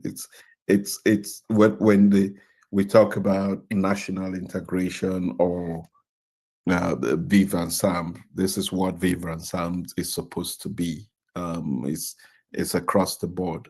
For us, Cameroon is Cameroon. So go to Junior, and then after Junior, it will be Kenneth. Thank you very much. Hello, everybody. It's a pleasure for me to be here, to give me the floor. Thank Mr. Richie. Thank a lot of thanks to Mr. Are. Let me try it in French because my English not very well. Okay. So, je remercie tous les membres de Projet C ce samedi au cœur de ce forum. Et c'est un plaisir, une fois de plus, de venir à vous et de maintenir dans cette flamme de la résistance pour que nous puissions toujours garder la veille. Parce que, comme vous le savez, il y a beaucoup de découragement au niveau du pays. Il y a une forme de résignation, une forme de désillusion. Il y a une bonne partie de la population qui est même déjà un peu désabusée. Et quand vous voyez la manière avec laquelle les autorités de Yaoundé et leurs médias essayent de vouloir passer, de vouloir tourner la page, il y a Cameroun Tribune la semaine dernière, cette semaine, qui a publié que les partis politiques sont déjà dans le starting block pour les législatives et les municipales. Vous voyez, pour eux, c'est terminé, quoi. La présidentielle n'est même plus là. On pense déjà à quelque chose qui viendra peut-être en novembre, mais on en parle déjà comme c'est ça l'essentiel. Donc, en réalité, c'est une forme de diversion parce qu'ils sont toujours dans la diversion. Ils veulent diluer le sentiment, le rejet que les populations ont vécu dans cette mascarade électorale. Tout ce qui s'est passé, les résultats des urnes n'ont pas été livrés dans les réalités, la conformité. Et aujourd'hui, on a vu que ça cause des dégâts. Et aujourd'hui, c'est les conséquences parce qu'il y a beaucoup parmi nous qui sont en prison. Moi, au niveau de UPC 2025, comme vous le savez, j'ai perdu notre leader, M. Kananisse. Nous avons également M. Djekam Tchameni qui est toujours en détention. Il est à la prison de Yaoundé, à Kondengui. Et nous avons beaucoup de membres du Manidem et de l'UPC. Il y a la trésorière, Mme Tchichou, qui est toujours en détention. Et il y a beaucoup et Sama Blaise qu'on a arrêté même plus tard. C'est-à-dire, lui, on l'a arrêté après, un mois après. Donc, vous voyez que les arrestations ont continué. Donc, c'est pour vous dire je pense que dans notre chef au niveau de voilà, nous ici, qui avons connu l'hostilité des forces de l'ordre, c'est-à-dire la gendarmerie, la police. Parce qu'il faut le dire, l'armée a été un peu plus on a les généraux qui sont passés de discuter, les moyens lourds. Donc, un général qui sort d'un char militaire, il sait que s'il ouvre le feu, il va faire des dégâts très graves. Donc, ils ont opté pour la discussion. Mais les gendarmes et les policiers, ils tiraient à bout portant. Ils tiraient avec des balles réelles, ça a causé beaucoup de choses. Et aujourd'hui, les populations sont un peu dans ils sont un peu dans l'ambiguïté. On ne sait plus qu'est-ce qu'on va faire, what next. Maintenant que M. Chiroma est parti, il a pu s'en sortir de l'enfer du Cameroun. On l'avait proposé on avait promis beaucoup de choses, la mort pratiquement, et ça nous a rassuré qu'il est protégé parce que tout ce qu'il a sorti comme discours depuis l'extérieur, ça nous a rassuré qu'il est bien important, qu'il a envie, et ça a maintenu une certaine solidarité, une certaine accalmie. Bon, maintenant, il y a eu beaucoup d'événements. C'est-à-dire que la conférence de Paris avec des avocats, ça a beaucoup boosté, ça a boosté les populations ici. Et nous, au niveau des médias, on a beaucoup relayé ça parce qu'il y a les éléments factuels qui ont été présentés et ça a démontré une fois de plus le côté macabre, c'est-à-dire que la violation des droits de l'homme, la violation de tout ce que ce régime de Biya a causé pendant cette période-là. Et ça a permis de voir plus clair qu'il y a une oreille attentive à l'international qui pourra prendre le relais aussi pour mettre un écho favorable, pour qu'on mette une pression à ce régime qui crée vraiment, qui nous met dans une situation d'embarras. Et voilà pourquoi même le discours que le président a fait il y a quelques jours, c'était neutre, il n'a rien dit d'essentiel, sauf qu'à un moment donné, là, toujours, nous qui pensions que le discours d'ouverture, enfin, le discours qu'il avait prononcé à l'investiture, d'où il parlait de main tendue, d'où il parlait d'accalmie, d'où il parlait de travailler ensemble, d'ouverture, mais on a vu un président qui a continué à parler il a continué à diaboliser l'opposition, à parler des politiciens irresponsables. Vous voyez, il est toujours dans le même narratif. Vous voyez, les vendeurs d'illusions, voilà, des choses comme ça. Donc, il diabolise toujours, alors que nous pensions que c'était le moment d'apaisement, où il fallait calmer et permettre que les populations commencent une nouvelle année avec des éléments qui apaisent. Mais cet apaisement-là, on ne voit pas. On ne voit pas, même parmi les prisonniers qu'on a arrêtés, ceux qu'on a libérés, la plupart, c'est les mineurs, parce que les parents sont venus signer des engagements. Et on n'a pas vu vraiment une volonté de libérer, d'apaiser, parce que même dans son discours, tout ce qu'il a pu faire, on est toujours dans un narratif de séduction, un narratif d'improvisation. On vous parle de l'annonce d'une formation d'un gouvernement. C'est-à-dire, voilà ce qui va agiter les médias, la presse. Vous voyez, ils ont toute une presse qui parle. Parce que eux, les silences présidentiels. Vous voyez, il y a un journaliste, un ancien collègue de M. Ritinje, qui a fait toute une thèse sur les silences du président. Et aujourd'hui, je peux vous dire que c'est lui qui est le patron de l'institut qui forme tous les journalistes au Cameroun, comme récompense, parce qu'il a fait cette thèse où il dit que le silence du président, c'est toute une théorie. Or, on comprend bien que ce silence-là, c'est un pourrissement, c'est l'immobilisme. C'est ça l'immobilisme, c'est-à-dire que cette stagnation-là, voilà. Et il dit qu'il va former un gouvernement. Après 43 ans, vraiment, on ne comprend pas comment un président vient nous annoncer qu'il forme un gouvernement. On ne comprend pas. Il sait qu'il a maintenu des gens pendant 7 ans, pendant tout un mandat. Ils sont là depuis 20 ans, 25 ans. Et il vient annoncer ça, peut-être parce qu'il a des pressions. On se dit que peut-être qu'il faut lire ça sur un prisme international. Peut-être il veut conforter les bailleurs de fonds, il veut conforter les partenaires bilatéraux, multilatéraux pour leur dire que non, il a pris note et puis peut-être il va prendre acte et tout. Donc on se dit que c'est ça parce que lui, le président Biano le lit toujours à l'international. Chaque fois qu'il pose un acte, une sortie de piste, il faut toujours le voir dans le sens d'une pression, soit qui vient de l'international ou bien qui vient des partenaires. Et voilà pourquoi on a vu certaines personnes de la société civile qui ont écrit, qui ont fait des sorties, disant que le Cameroun va très mal et que par rapport même au FMI, il y a des soucis, il y a une récession.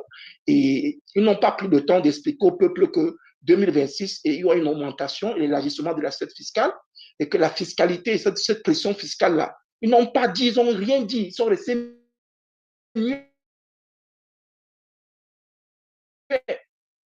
l'augmentation sur les transports, c'est-à-dire les VTC, les véhicules de transport de location, c'est-à-dire les Yango et puis Goulzem, donc 20%. Il y a augmentation également sur la visite technique des véhicules. Il y a l'augmentation également sur le matériel de construction, dans les fers à béton, les carreaux, tout ça, on a augmenté. On a également instauré la taxe foncière, c'est-à-dire que pour les bailleurs, tous les gens qui ont les maisons en location, là, donc il faut déclarer. Donc, du coup, même la maison maintenant, ça dit que tu payes 100 000 au mois, tu es obligé de payer 110 ou 115 000 parce que le bailleur maintenant doit déclarer. Donc, il y a toute cette pression-là. Ils ont créé des niches comme ça pour mettre toujours la pression, mais on ne parle pas de ça. On ne parle pas. C'est-à-dire qu'on vous a noyé dans l'histoire des fêtes, le football, la canne, voilà, on est en train de... Vous voyez, il y a les enseignants qui ont donné les mots d'ordre de grève qui vont commencer cette semaine-ci, qui arrivent là. Mais on a fait comme si on n'est pas intéressé. C'est un ministre des Sports qui fait une conférence, qui invite tous les journalistes pour dire que comme les Lions vont en quart de finale, on va augmenter les primes. Vous voyez, on vous parle de 12 millions par joueur, donc on mélange par 24 avec l'encadrement. C'est ça, le Cameroun. On est toujours dans la diversion et les réalités du pays ne sont pas une priorité et ça nous pose un problème. Et nous pensons qu'il faudrait que c'est ça. Nous, on alerte toujours les populations pour les dire faites attention. Le réveil sera brutal parce que le cauchemar est déjà là. Ce régime est là. Ils n'ont pas dit la vérité. Ils ne sont pas sincères. Mais vous, ils nous embarquent dans une histoire où ils ont déjà les cartes entre les mains et ils veulent nous embarquer dans une histoire où on nous amène dans la diversion alors que les réalités sont claires. On est pratiquement au bord de la cessation de paiement. Et si ces institutions, nous prennent, puisqu'on est toujours dans les emprunts. Et on vous dit que les emprunts, c'est pour boucher, c'est pour régler d'abord la dette extérieure. Pourtant, à l'intérieur, on a vu la sortie du président de GECAM qui a fait une sortie pour expliquer les dégâts qui sont c'est-à-dire que les conséquences des troubles et qui c'était impacté même les entreprises et tout. Il n'y a eu aucune solution d'accompagnement palliative ou bien même une stratégie pour accompagner les entreprises qui ont été impactées par tous ces problèmes-là. On n'a rien vu.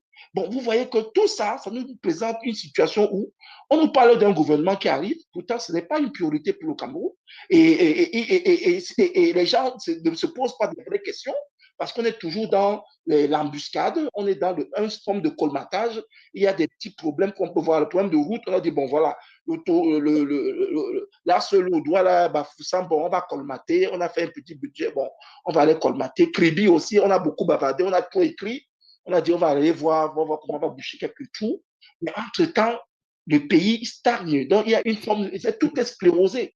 Le gouvernement ne travaille pas parce que tout Yaoundé sans les remèdes seulement des marabouts, des béninois, parce que tous les hôtels qui tombent, c'est plein des béninois, des marabouts, parce que chacun veut son Gambi qui va maintenir. Donc on est dans une situation où vous arrivez à Yaoundé tout sans les remèdes, Yaoundé sans les remèdes, c'est terrible. Tous les hôtels de Yaoundé sans les remèdes, c'est pas possible. C'est pas possible. C'est-à-dire en dehors des odeurs, des ordures qu'on n'arrive pas à ramasser parce que c'est devenu des décors, c'est devenu vraiment des jardins. Mais vous allez dans les grands hôtels de Yaoundé, vous ne le savez pas parce que c'est compliqué. Ouais. Comment on va arriver avec ça? Et pour conclure, donc, c'est Mme Dieucam Chameni qui a fait une sortie la semaine dernière pour présenter à la presse les conditions carcérales de son mari, les difficultés qu'ils ont pour, voilà, autant de choses comme ça. Et on connaît également le cas de M. Kane, parce que la famille toujours est dans un litige avec l'État du Cameroun, parce qu'il y a eu profanation du corps. Et aujourd'hui, non seulement l'État ne veut pas remettre le corps, parce qu'il y a tant de choses, l'autopsie a été faite et il n'y a pas eu la contre-expertise. Donc, il y a tellement de choses. Les conseils ont fait des sorties. Elle-même, la famille, la femme de Dieucam de Kane et ses neveux, on les a convoqués. Il y a eu plus des histoires compliquées. Et on a compris qu'en fait, c'était une façon de récupération politique pour essayer de les faire, les restreindre à beaucoup de choses, et même aux obstacles et tout ça. Donc, bref, on est dans une situation où on sent qu'il y a une tension. Et cette tension-là, il faut trouver. On se dit qu'il y a un événement qui va se passer. Moi, j'ai l'impression qu'il y a un événement qui va se passer. Voilà pourquoi on doit être en stand-by. Et pour la quintessence, on a déjà un plan de travail, un plan d'action. On a une bonne ressource humaine nationale et même à la diaspora. Maintenant, je pense que si un événement déclenché et donner le coup fatal à ce régime, parce qu'ils sont fébriles, ils ont peur, mais comme ils ont les moyens coercitifs, les moyens pour nous bimer, pour nous mater, pour nous museler, mais il y a toujours un élément qui peut, des indicateurs qui nous montrent qu'il y a des zones d'ombre, il y a des zones de faiblesse, des fenêtres de vulnérabilité qu'on peut exploiter et qu'on peut toujours mettre en stand-by. Et voilà pourquoi je dis, nous sommes en stand-by, we are still to be together and let the momentum be on air. Thank you very much, Mr. Richinje. Merci beaucoup, Julien Abena. Toujours passionnant, toujours en action, toujours en train de nous permettre à connaître la vibration sur le terrain au Cameroun. Merci beaucoup pour cette intervention. I laughed when you said that everywhere in Yaoundé now smells like marabout. Bonsoir, bonsoir. It's important to note that, yeah, if you cannot find good governance, people find salvation either in the church or in witchcraft, and because surely someday we would have divine intervention that would help clear the streets of the garbage that we have on the streets, or maybe we'll go to Oku and find a witch doctor that is going to help us transform it. But that's not reality, right? The reality is us. It's we, the people of Cameroon, who will make the difference. It's also said that God helps those who help themselves, and I would say the same with the marabouts. They can only help you if you can help yourself. It's in some ways it's metaphysics. Kenneth, I know your hand has been up, and I'm going to put everyone on notice because Kenneth has been long in the struggle. This is a man who has given so much for Cameroon, and even in this Project C campaign, it's been too often we don't see everybody that's behind the scenes making things happen, but Kenneth has been one of those, and thank you for stepping up today. But I know you are also very passionate, and I'm waiting to hear what your take on what has happened in the last week in Cameroon and what we should look forward to in 2026. Okay, thank you for giving me the opportunity, Ari. I hope everyone can hear me clearly. Yes, yeah. I'm unmuted. Okay, great. I just want to focus on, today's topic from my perspective, which is the role of the church in Cameroon, without going to all over the place. But I think that the church in Cameroon, the regime, has successfully, to a very large extent, corrupted and bastardized the church in Cameroon. And from their archbishop, their conferences, archbishops, bishops, what have you, the Roman Catholic Church, even Presbyterian Church, APC, all these Paul Biya comes from a church background. In 1968, Amadou Ahidjo, at the site of the old presidency, buried a white horse together with Paul Biya. There were 9 of them in Central Town. They buried a white horse. I think that horse had come from the Middle East. I don't know where there was Saudi Arabia or one of these other countries. After Amadou Ahidjo left power in 1982, in 1986, Paul Biya invited Raymond Bernard into Cameroon. Raymond Bernard is the very intimate in Rosicrucian circles in France, was brought into Cameroon in 1986 and paid 2 billion. His association was called CESES, paid 2 billion by SNE, by the oil outfit that we have there, to help Paul Biya remove SNH, Société Nationale d'Hydrocarbures, to help exorcise Etudi of Amadou Ahidjo's ghost. I think that process was successful. The reason I'm bringing this up is to say that there's a lot of occultic activity going on in Cameroon. And believe it or not, even if you do not believe it, it's a reality. We have inherent in our African traditions, at least from the Pawin, I refer to the Pawin as the Fang Betibulu, who are in Cameroon, extend to Equatorial Guinea and all the way to Gabon anyway. They have, the Pawin have in their occultic, this thing, something called Evu.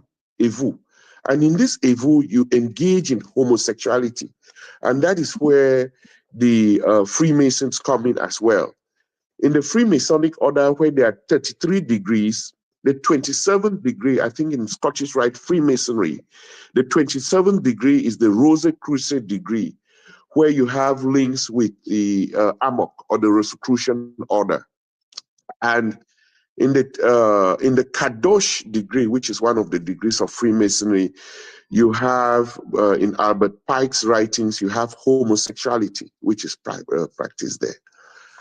In the 50s, Louis Paul Ojula, a medical doctor, left Algeria and came into Cameroon. And I think when you hear of La République du Cameroun, French Cameroon, talk of Ojulatiste, they're referring to Louis Paul Ojula, who came into Cameroon in the late 50s and introduced homosexuality into the high spheres of the state in Cameroon. My uncle Sachemi, I want you to massage it. Archbishop Bala was murdered in cold blood not long ago. Again, Archbishop Bala of the Roman Catholic Church in Cameroon, not a whole lot was done by the same Catholic Church. We know of the sisters in Jum who were killed in cold blood in 1992, and so on and so forth. We know of the deaths in Mimboman, in Yaoundé, children killed and body parts eaten raw, blood, les sanguinaires, even as you call them, drinkers of blood.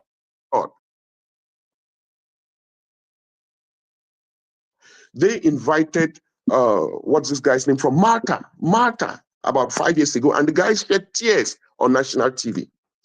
All I want to say is that us in Project C, we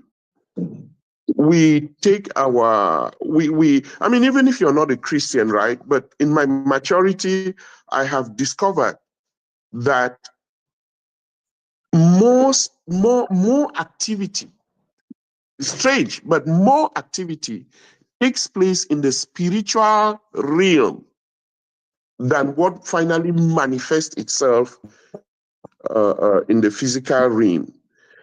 These guys in power, they do a lot in that spiritual realm, and their goal is to hypnotize us. Their goal is to instill fear in us so that we become inactive and immobilized into inaction so we don't fight them. But I think, as the Reverend Michael Bame of the Presbyterian Church in Cameroon, who had indicated long time ago that the churches were being burnt in Cameroon, I believe this year, 2026, as it's starting, it is bringing out all of these guys who engage in the occult, and those churches would be revived. Their actions, a lot of prayer, if we can engage ourselves also in prayer to neutralize, to render annul, and to render void all these epicenters of demonic activity that have been taking place, especially in Yaoundé, I think I will not end this by, of course, I'm going to talk about the blood of Jesus Christ, because he did shed that on the cross for us. And it is this blood of Jesus Christ, the yoke of the blood of Jesus Christ, that would help us to neutralize, to annihilate these demonic centers throughout the national territory and throughout the capitals of the various regions or provinces. Thank you for giving me this opportunity, my dear brothers. So even if you're not Christian, but when you invoke the blood of Jesus Christ in your sleep during those spiritual attacks, you and I know better that all these dogs, all these petty animals, which are used very much in the demonic world, you render them completely harmless as they attack you. So please let us move forward with this 2026 very confidently in prayer as well. Of course, I'm not saying we leave everything to prayer. No, not at all. We do what we have to do in the physical realm to get these guys out of where they are not supposed to be. Thank you very much. I yield the floor. Thank you, Kenneth, for that historical context, deep religious connotations, and how the impact of the Rosicrucian order has had in Cameroon since the 1950s and continues to. We know that, as you think about the Central African region and many of the Francophone countries, the Rosicrucian order and AMOC has had a significant role to play in the politics of those various countries. But we saw what happened in Gabon. That's to tell you that change even happens against the AMOC, because the Bongo was very, very, very entangled in the Rosicrucian order as well, and he was brought down from within. And I like the point that you made, is that we have to be ready when the time comes. I think That's what success is being able to combine the opportunity with readiness. And what we at Project C did prior to the elections, we came in just at the right time when it was ready, and we brought in the resources, the talent to make a difference. But as we look into 2026, knowing what we know, knowing how fragile this regime is, looking at it in the context of what's evolving in Cameroon, Junior Abena just mentioned how difficult it's going to be economically for the Cameroonian people in the next year. The significant increase in taxes that we're going to see because the government absolutely needs to generate revenue that it doesn't have. This government has to generate 360 to survive every month. And I think they are not breaking that number now and may not be able to do so in the next 3 months. So they're going to find ways in which they should generate, and all of that is going to be on the backs of the people. And we know that the day that this government is not able to pay the military, to pay the gendarmes, to pay the police, they will begin to fall apart at that moment.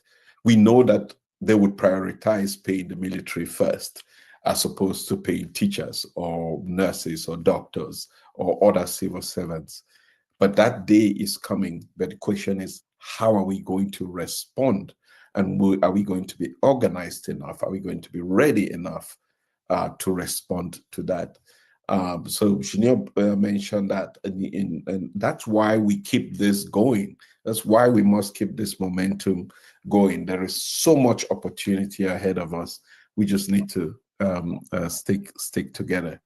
I don't see anybody's hand up in terms of further comments from our audience, but I think you all have been going for the last 3 hours. I am so sorry I couldn't be here earlier, but I think we've had really significant conversations today with reference to the role of the church in Cameroon, and for everybody that is a Christian, no matter what faith you believe in, it's really important that you hold your priest, hold your pastor accountable to just tell the truth.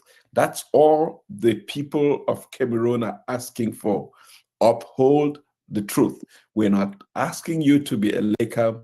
We're not asking you to be the Minister of Territorial Administration or the Constitutional Council.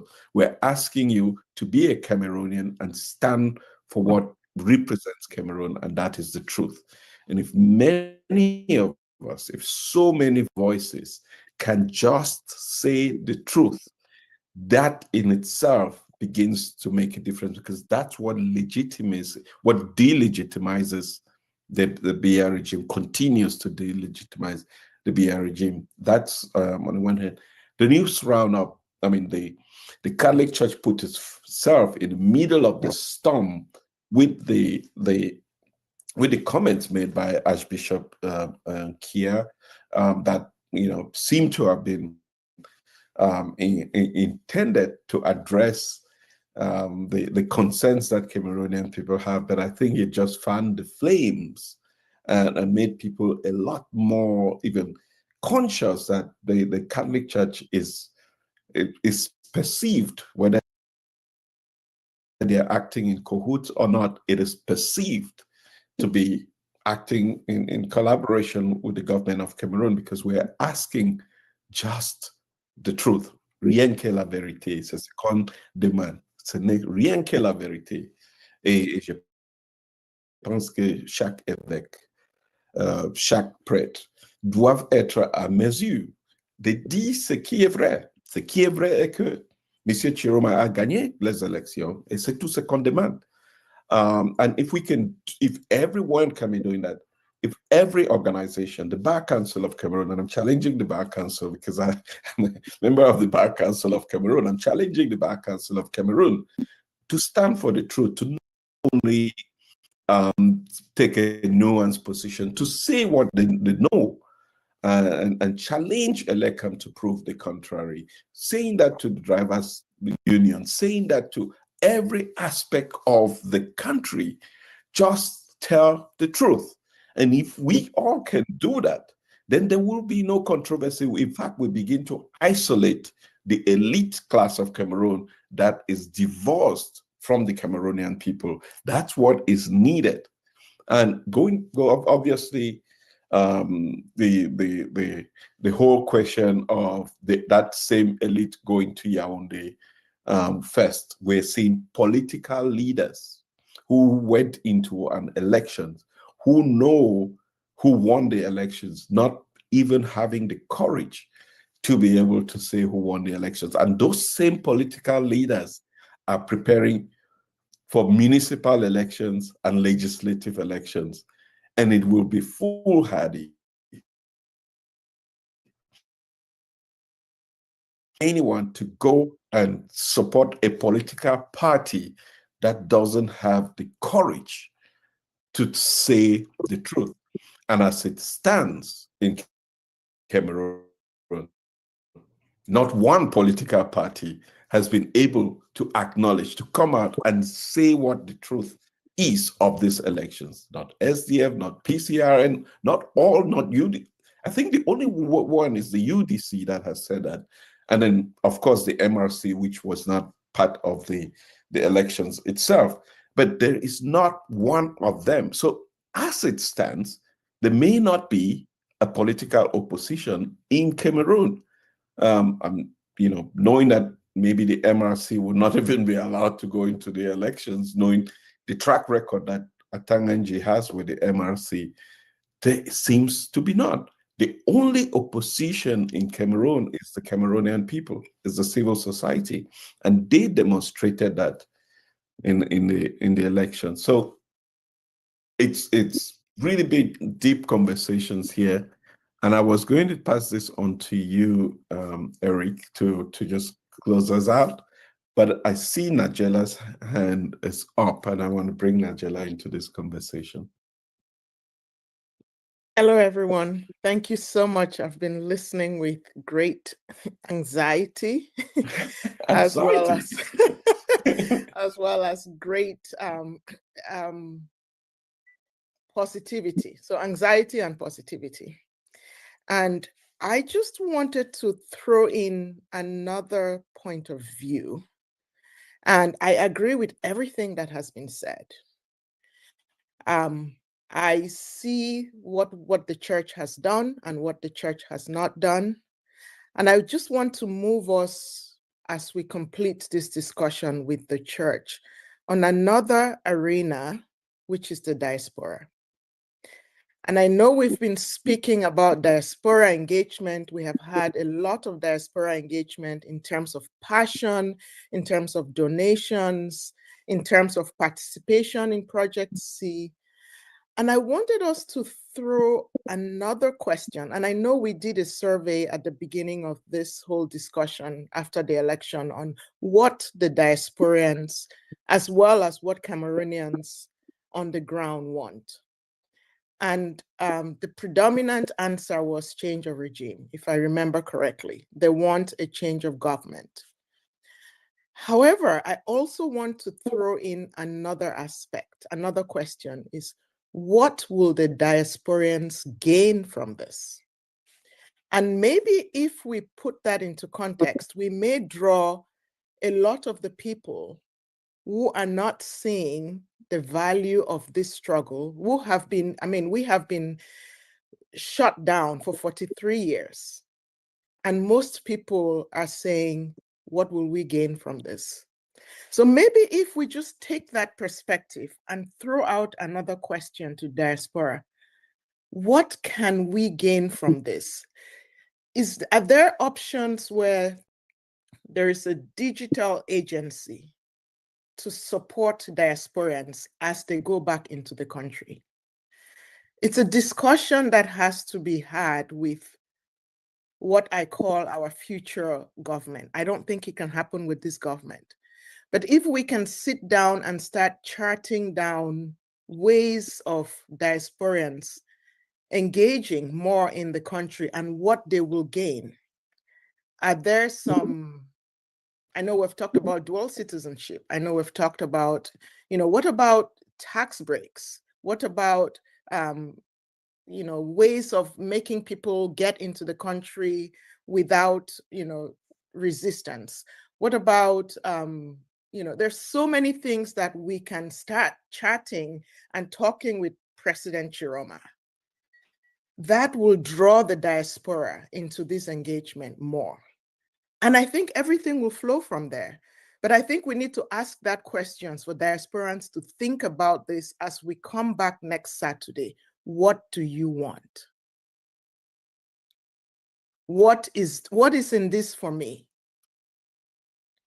I woke up the other day dreaming of a diasporan village in Cameroon that will set a prototype for the rest of the country. How can we facilitate that to happen? If people are investing money in this struggle, how can that money, can we say you invest 100%, 50% goes into something that is actually growing the country and growing the diasporan village that will stand as a prototype for the rest of the country? I know there are prototypes in other countries that this has happened. Ghana, for example. Can we start imitating some of the things that the government has facilitated for diasporans to come in and make a difference? And I'll yield the floor from this. But I think we should start next Saturday with that question. What do diasporans want? Okay. Thank you. Great. Before you said it, I had been thinking about, okay, why don't we just make this the conversation for next Saturday? So we have our theme for next Saturday's conversation. And first thing is dual citizenship. Yeah. I mean, I know that prior to the elections, in the conversation that we had with President-elect Chiroma on this same platform, he made that his number one priority, and he said that the diaspora, and he continues, even up to this moment, believing in that the key to the liberation of Cameroon is going to come from the diaspora. Yeah. And the opportunities of the diaspora abound. That means it's a world of unlimited possibilities. And you can look from country to country. There's examples. There's even Nigeria next door that has a mortgage program for there we go. To come back and build in Nigeria, giving loans to the diaspora to be able to build in Nigeria. What that does is it keeps the local economy going, because you're hiring builders and all of those people, and you have a group of people here that are likely to pay for that. So this is something we're going to unpack next week. Yes. And we Nigella, you can come in as a guest speaker for next week. But I think we would think about this. We have even a Project C behind the scenes was speaking about this diaspora conference, where the goal of that diaspora conference is really to put in place a plan for Cameroon, right? What does the next 6 years or the next 5 years of Cameroon mean? And that plan will take into consideration the role of the diaspora and how we can capitalize on all of the talent and experience that the diaspora has, that we can bring to Cameroon, not to compete with the people in Cameroon, because that's the fears. To enhance. Complement and enhance and help more, the 30 million Cameroonians achieve their greatest potential. There is enormous possibility. And maybe, yes, to your point, maybe that will become a rallying factor for the diaspora. Yes. Maybe that mobilizes more people to see themselves as participating in the fruits of this labor that we labor every day. So, and you have now, I was trying to round up now, and I see two more hands. You've opened a conversation that I'm hoping we continue next week. But I'll allow Amel and Judith to just have short comments, and then we're going to end here and then plan for next week and make it a really, really big splash across the diaspora. Yeah, thanks. Thanks, Nadia. Amel? Yeah, good evening, Benson. Thanks. Yeah, I want to touch a word on what she just said concerning the diaspora, and say that, as you rightly said, President Chiroma knows that the diaspora is key in the forthcoming governance, because even in his campaign trail and all that he did up to his victory, his landslide victory, the diaspora has been playing a very, very significant role. And he knows that it is the diaspora that will help him to carry out the program that he has for the new governors in Cameroon. So President Chiroma is counting very, very much. He will dwell very, very much on the diaspora, because what this regime has done was to sideline, to frustrate the diaspora, and that is one of the explanations to the havoc and the chaos that we have in Cameroon, because no country in the modern history has been developed without its diaspora. Take South Korea or China or Rwanda, Ghana, you name them, there are so many. So you cannot do without your diaspora. You have to do with them. You have to get them involved in the governance, because they have the expertise, they have the competence, and they are willing to participate in the building of their nation. So I'll be very eager to participate in the next week meeting here on the platform, because I know it will be very, very exciting. Thank you. Merci beaucoup, Amel. We will see you next week as we tackle this question of how the diaspora can benefit from a transformation in Cameroon. I will bring in Judith. Yes, I'm just trying to situate my camera so you can see me. Okay. Yes. Yes, there you are. We can see you. I'm not. This is the first time I'm seeing you. The New Year. Happy New Year. Happy New Year. Happy New Year, and happy New Year to birthday. everybody. I think your birthday was yesterday or so. Oh, you didn't have to say that on. That's why I That's put you okay. on the spot. Thank you. Thanks. I don't want to be the spoiler here, but great points from Nigeria, right? We already agree that as the diaspora, we've not been able to work with the current administration, with the current government. Everybody agrees that. It was obvious during the elections for the results that were read on the night, or the results that we also on the night of the election itself, that the diaspora overwhelmingly voted for ITB. So that's not in question. ITB made those comments even when he came to Project C about working with the diaspora. That not in question. The question we should be asking, and I think let's not put the cart before the horse, is for all these great plans that Nigel has talked about, Amel has talked about, we all know ITB has talked about, for those to materialize, ITB needs to get into government. For me, the question we should be asking is, what is the diaspora doing to help make sure that the results of 12 October are materialized? What is it that me, you, all the diaspora are doing to get ITB to this, so that all these good plans that we are talking about should be implemented, right? We cannot be talking about those plans when we know that the person who will help implement them is not there. Yeah. We need to plead the diaspora to get involved, to make sure that the results of that election are implemented. That should be our primary role, our job now, right? On the other hand, yes, you can also walk and chew gum, right? There could be a committee in the background working in all those good plans and saying that if and when ITB comes in, these are the things we want. Fine, a group of people can be working on that. But the primary objective now is we know we cannot make those things work with this regime. There was an election, somebody won, we need to get that person in and get those good plans working. For me, that's the important thing. Please, diaspora, what are you doing to get the right person to A2D? That's the question. Thanks, Judith. So now we have, this is a great debate because we have two perspectives to the question.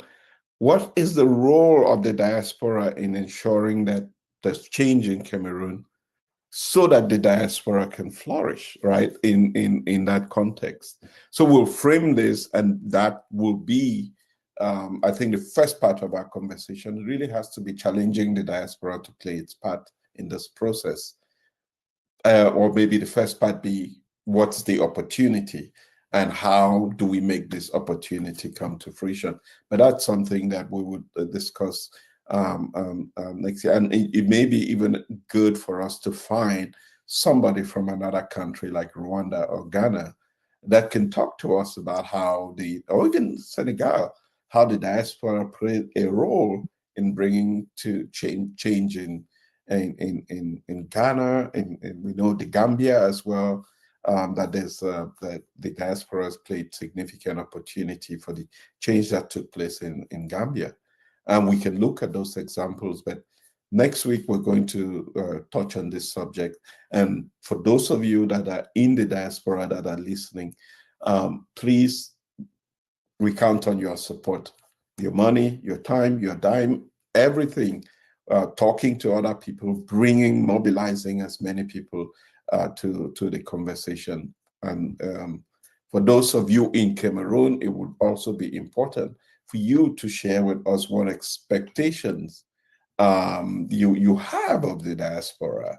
The one should never be against the other, because I know that too often in Cameroon, the government has succeeded in pitting the diaspora against the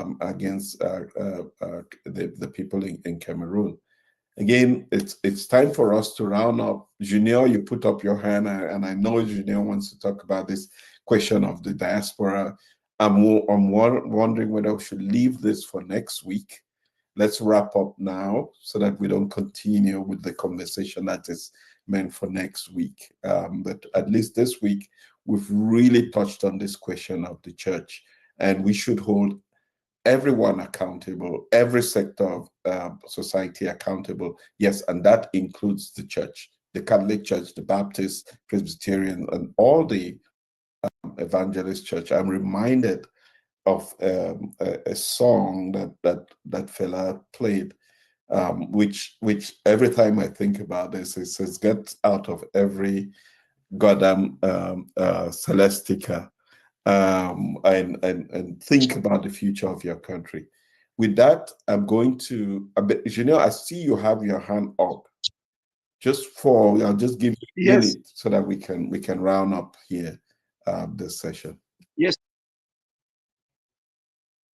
Just a minute. About the topic about the church. So, le rôle de l'Église catholique, la crise par rapport à la crise au Cameroun, j'avais oublié de me prononcer parce que par rapport à tout ce que le père Ludovic Lado a bien expliqué avec les éléments factuels sur la population de ce qui s'est passé par rapport au scrutin, c'était clair, l'Église catholique a des éléments pendant le scrutin. Après, ils avaient compilé. Ils ont tous les éléments factuels pour déclarer. Bon, maintenant, vous savez que le régime de Yaoundé a tout fait pour diviser l'Église. Donc, il y a deux factions. Pourquoi je ne pouvais pas ne pas vous dire qu'au niveau de Douala, par exemple, vous avez vu l'archevêque de Douala, Monseigneur Sanepeda, qui s'est prononcé, et même dernièrement encore, qui est allé à la prison de Nubel, qui a fait des dons contre les prisonniers, qui a fait une homélie et qui a déclaré beaucoup de choses concernant le pardon et la rectitude que le régime doit avoir pour compenser et apaiser les tensions. On a vu également l'évêque de Bafoussam, monseigneur Paul Lantier, qui a fait également une très bonne sortie pendant pendant Noël et tout ça. Il a beaucoup dit, il a beaucoup parlé. Il est revenu également sur ce discours de paix et d'apaisement. Pareil également pour l'évêque de Yagua. Donc, c'était pour vous dire qu'il y a une partie de l'Église, vous savez, l'Église, c'est vrai, il y a le conseil épiscopal qui est basé à Boya, qui siège, qui est l'autorité de l'Église. On a également le nonce apostolique qui est reçu régulièrement à Yaoundé par le président et qui annonce même que bientôt il y a l'arrivée du pape. Donc, vous pouvez imaginer tout ce qui se passe autour de ça, toutes ces tractations pour l'arrivée du pape. Et quand on sait bien qu'avant même les élections, il y a eu des consultations. Donc, il y a l'Église, une bonne partie des évêques de l'Église catholique qui ont été consultés, qui sont allés au palais, qui ont rencontré M. Ngongo. On a vu ça.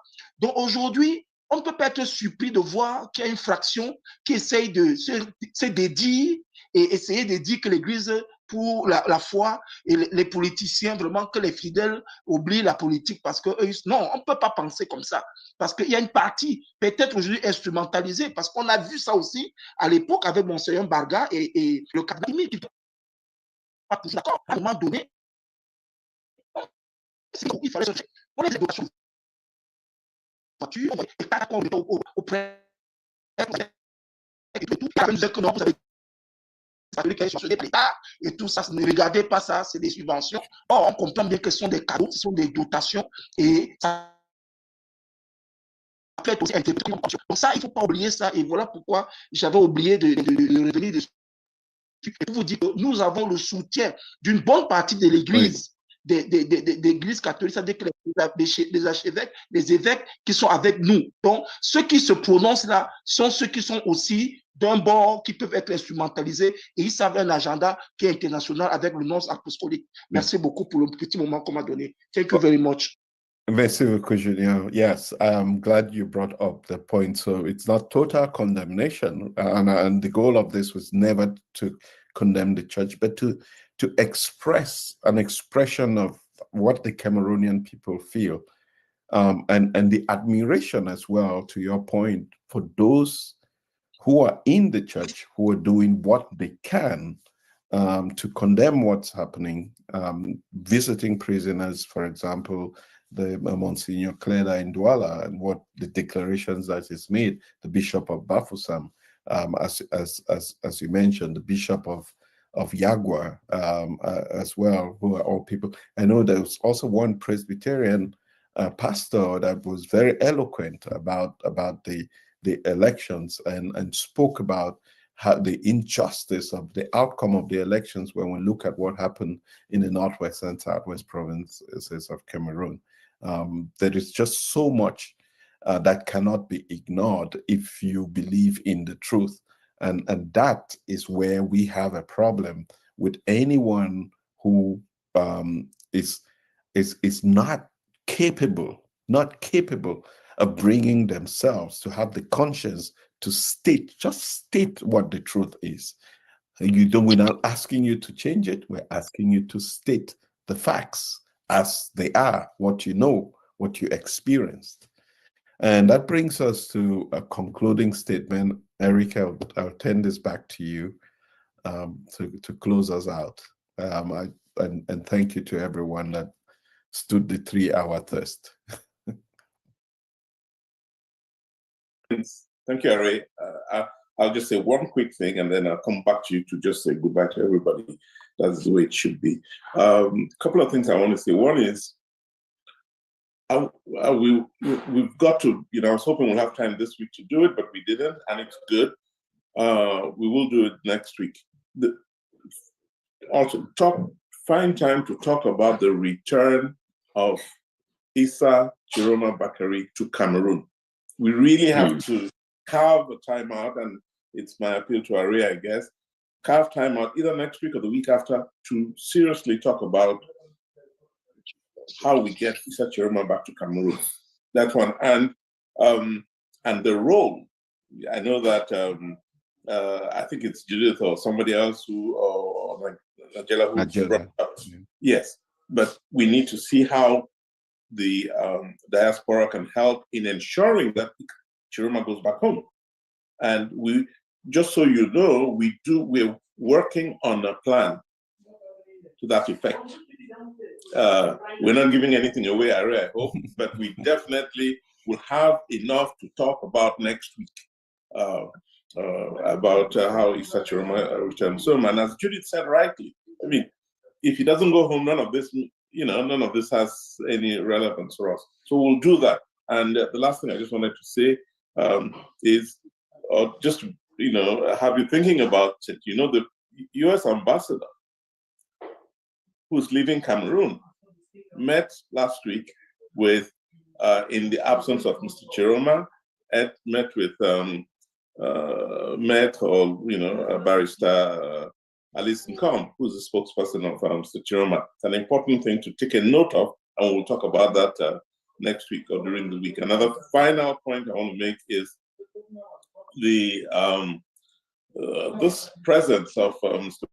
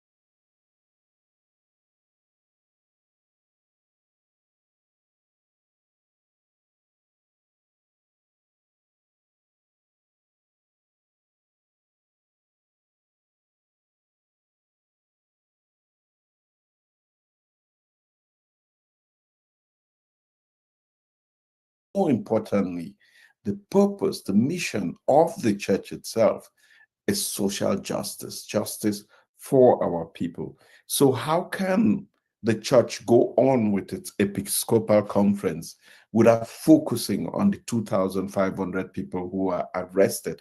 How can the church go on in its conversation, in its mission, without the thousands of people who were killed, the 64 people who died in the post-election? How can the church not make a statement about, and he said, Ekane killed in detention? How can the church not be able to have those conversations? Then for what purpose does the church exist?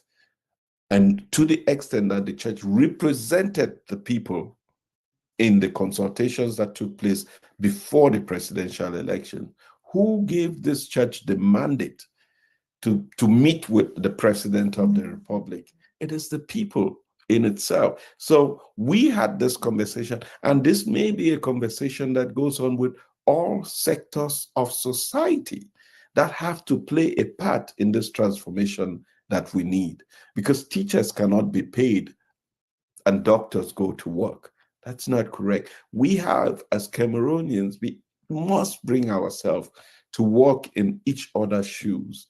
The drivers cannot be harassed on the streets by the police and then we drive past. and say that's none of our business, because those things have a way of coming around to each one of us. So my brothers and sisters, this struggle is well alive. This resistance is as strong as necessary.